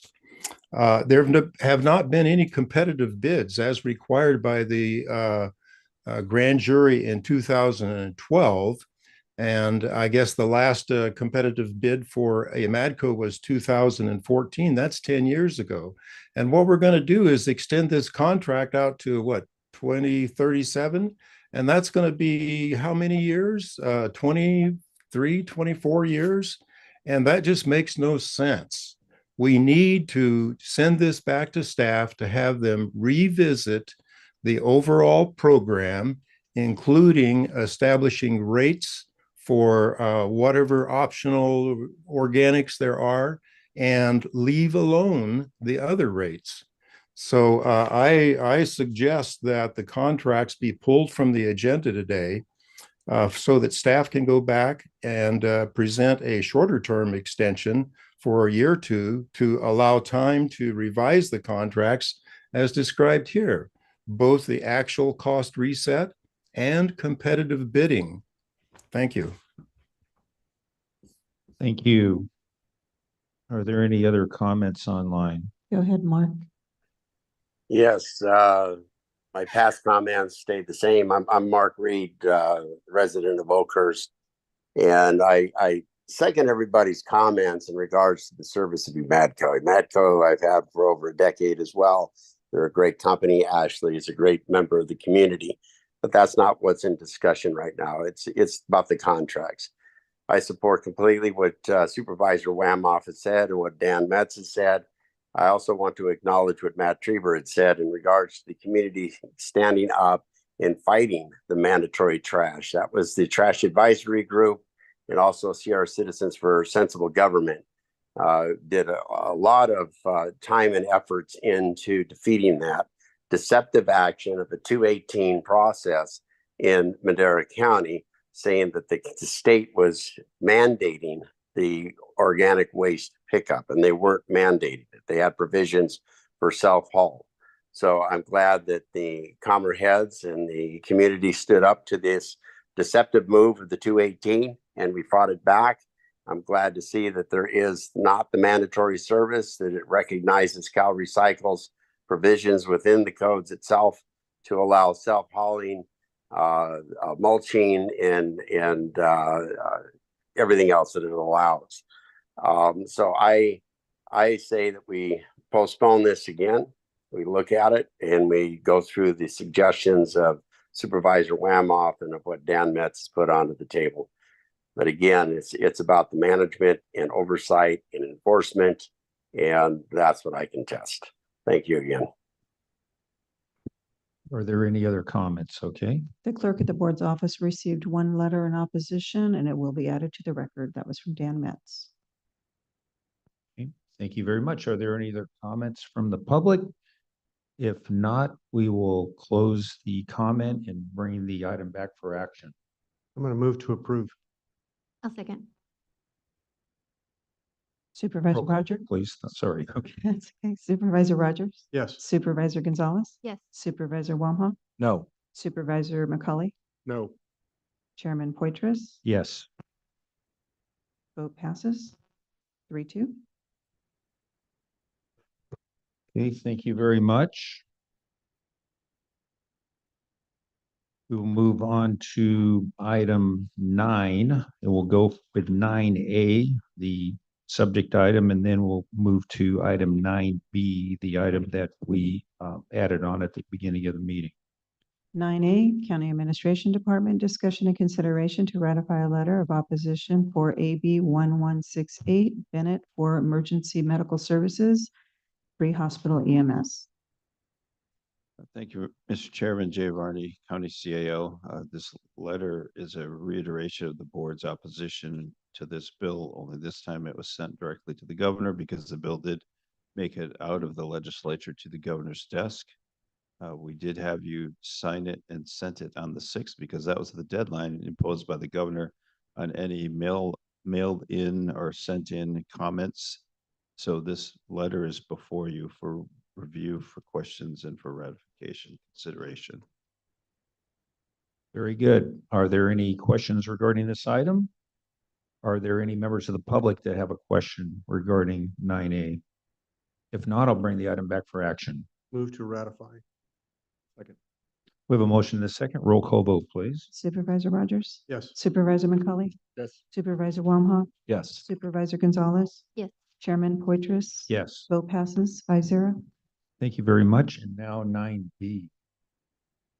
9B is a request for a letter of support from the city of Madera for their application for railroad crossing for the Railroad Crossing Elimination Grant Program. And it has to do with the Cleveland Country Club Road 26 UP railroad tracks, every footpath in the city, all coming together right there at that one intersection. This came to our attention on Friday of last week after the agenda was approved, and their deadline for submission is this Friday, the 20th. So we're asking for you to consider this letter of support.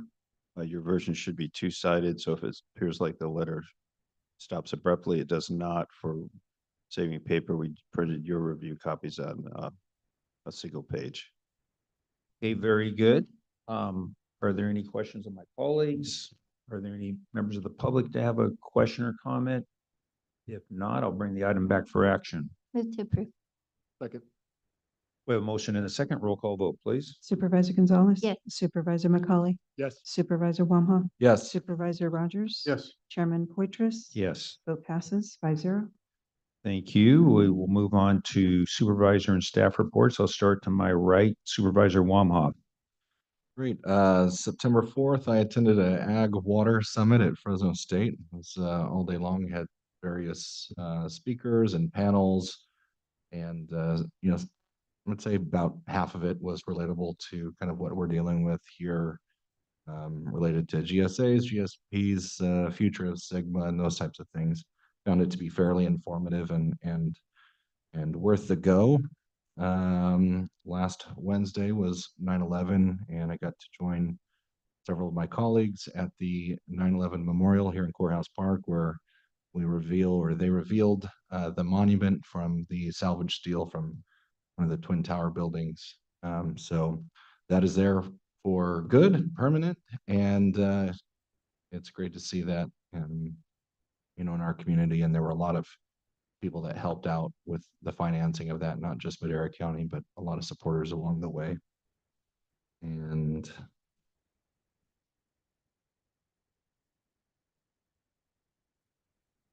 that'll conclude it. Upcoming, we have RCRC. Several of us will be, or a couple of us will be taking off today. And then next week we have San Joaquin Valley Regional Association of Conferences. Did I say it right? That's what I meant. SJVRACC in Bakersfield the following week. That's all I have, Mr. Chairman. Very good. Thank you. Supervisor Gonzalez. Yes, thank you, Mr. Chair. The only thing I'd like to report is that this last weekend, I was invited to participate with Self-Help Enterprises in their Leadership Institute. And so the discussion was public comment.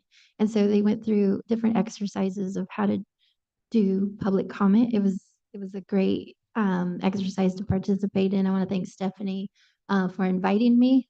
And it was just a fun deal. We were actually in here in the chambers. And so it was the first time that some folks had ever even stepped up to the podium. So it was a good exercise for them. Thank you. Very good. Thank you very much. I traveled last week to our nation's capital with the San Joaquin Valley Regional Policy Council, our annual Valley Voice trip to advocate for San Joaquin Valley transportation projects, specifically in Madera County. There is a grant application we should hear something about in mid-October, $20 million for multimodal for additional funds to get the Highway 41 4.5 mile expressway or extension project moving. And it was, anyway, we met with our congressional delegation, Department of Transportation, Intergovernmental Affairs, and I believe that they received our message. And with that, Supervisor McCauley. Thank you, Chair Poitras. Had the pleasure of meeting with Secretary Wade Crowfoot about a week and a half, 2 weeks ago, talk about recreation priorities around the San Joaquin River.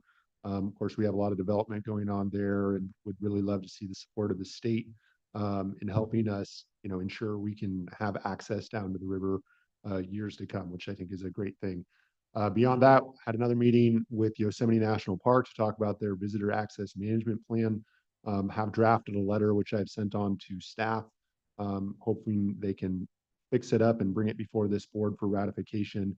It is a letter of opposition to the park's visitor access management plan, which has caused some economic hardship for many of our small businesses in the eastern portions of the county that are very reliant on tourism. So looking forward to seeing that letter come before this board in the weeks to come.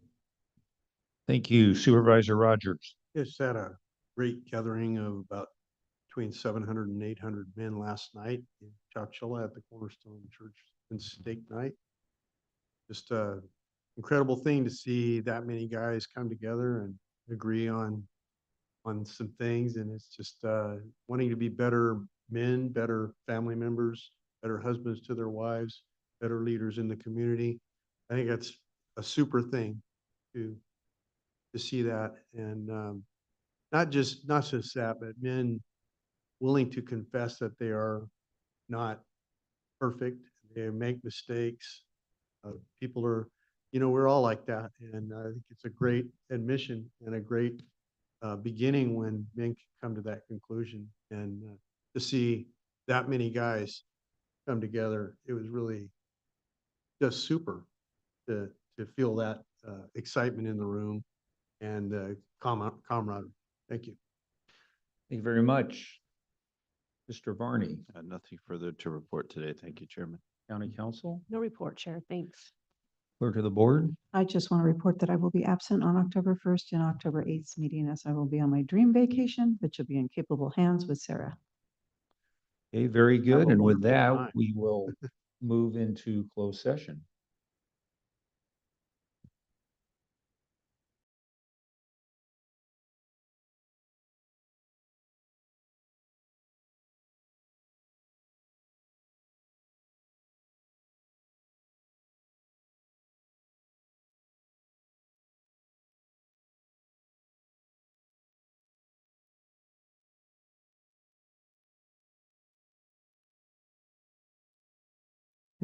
We're back from closed session.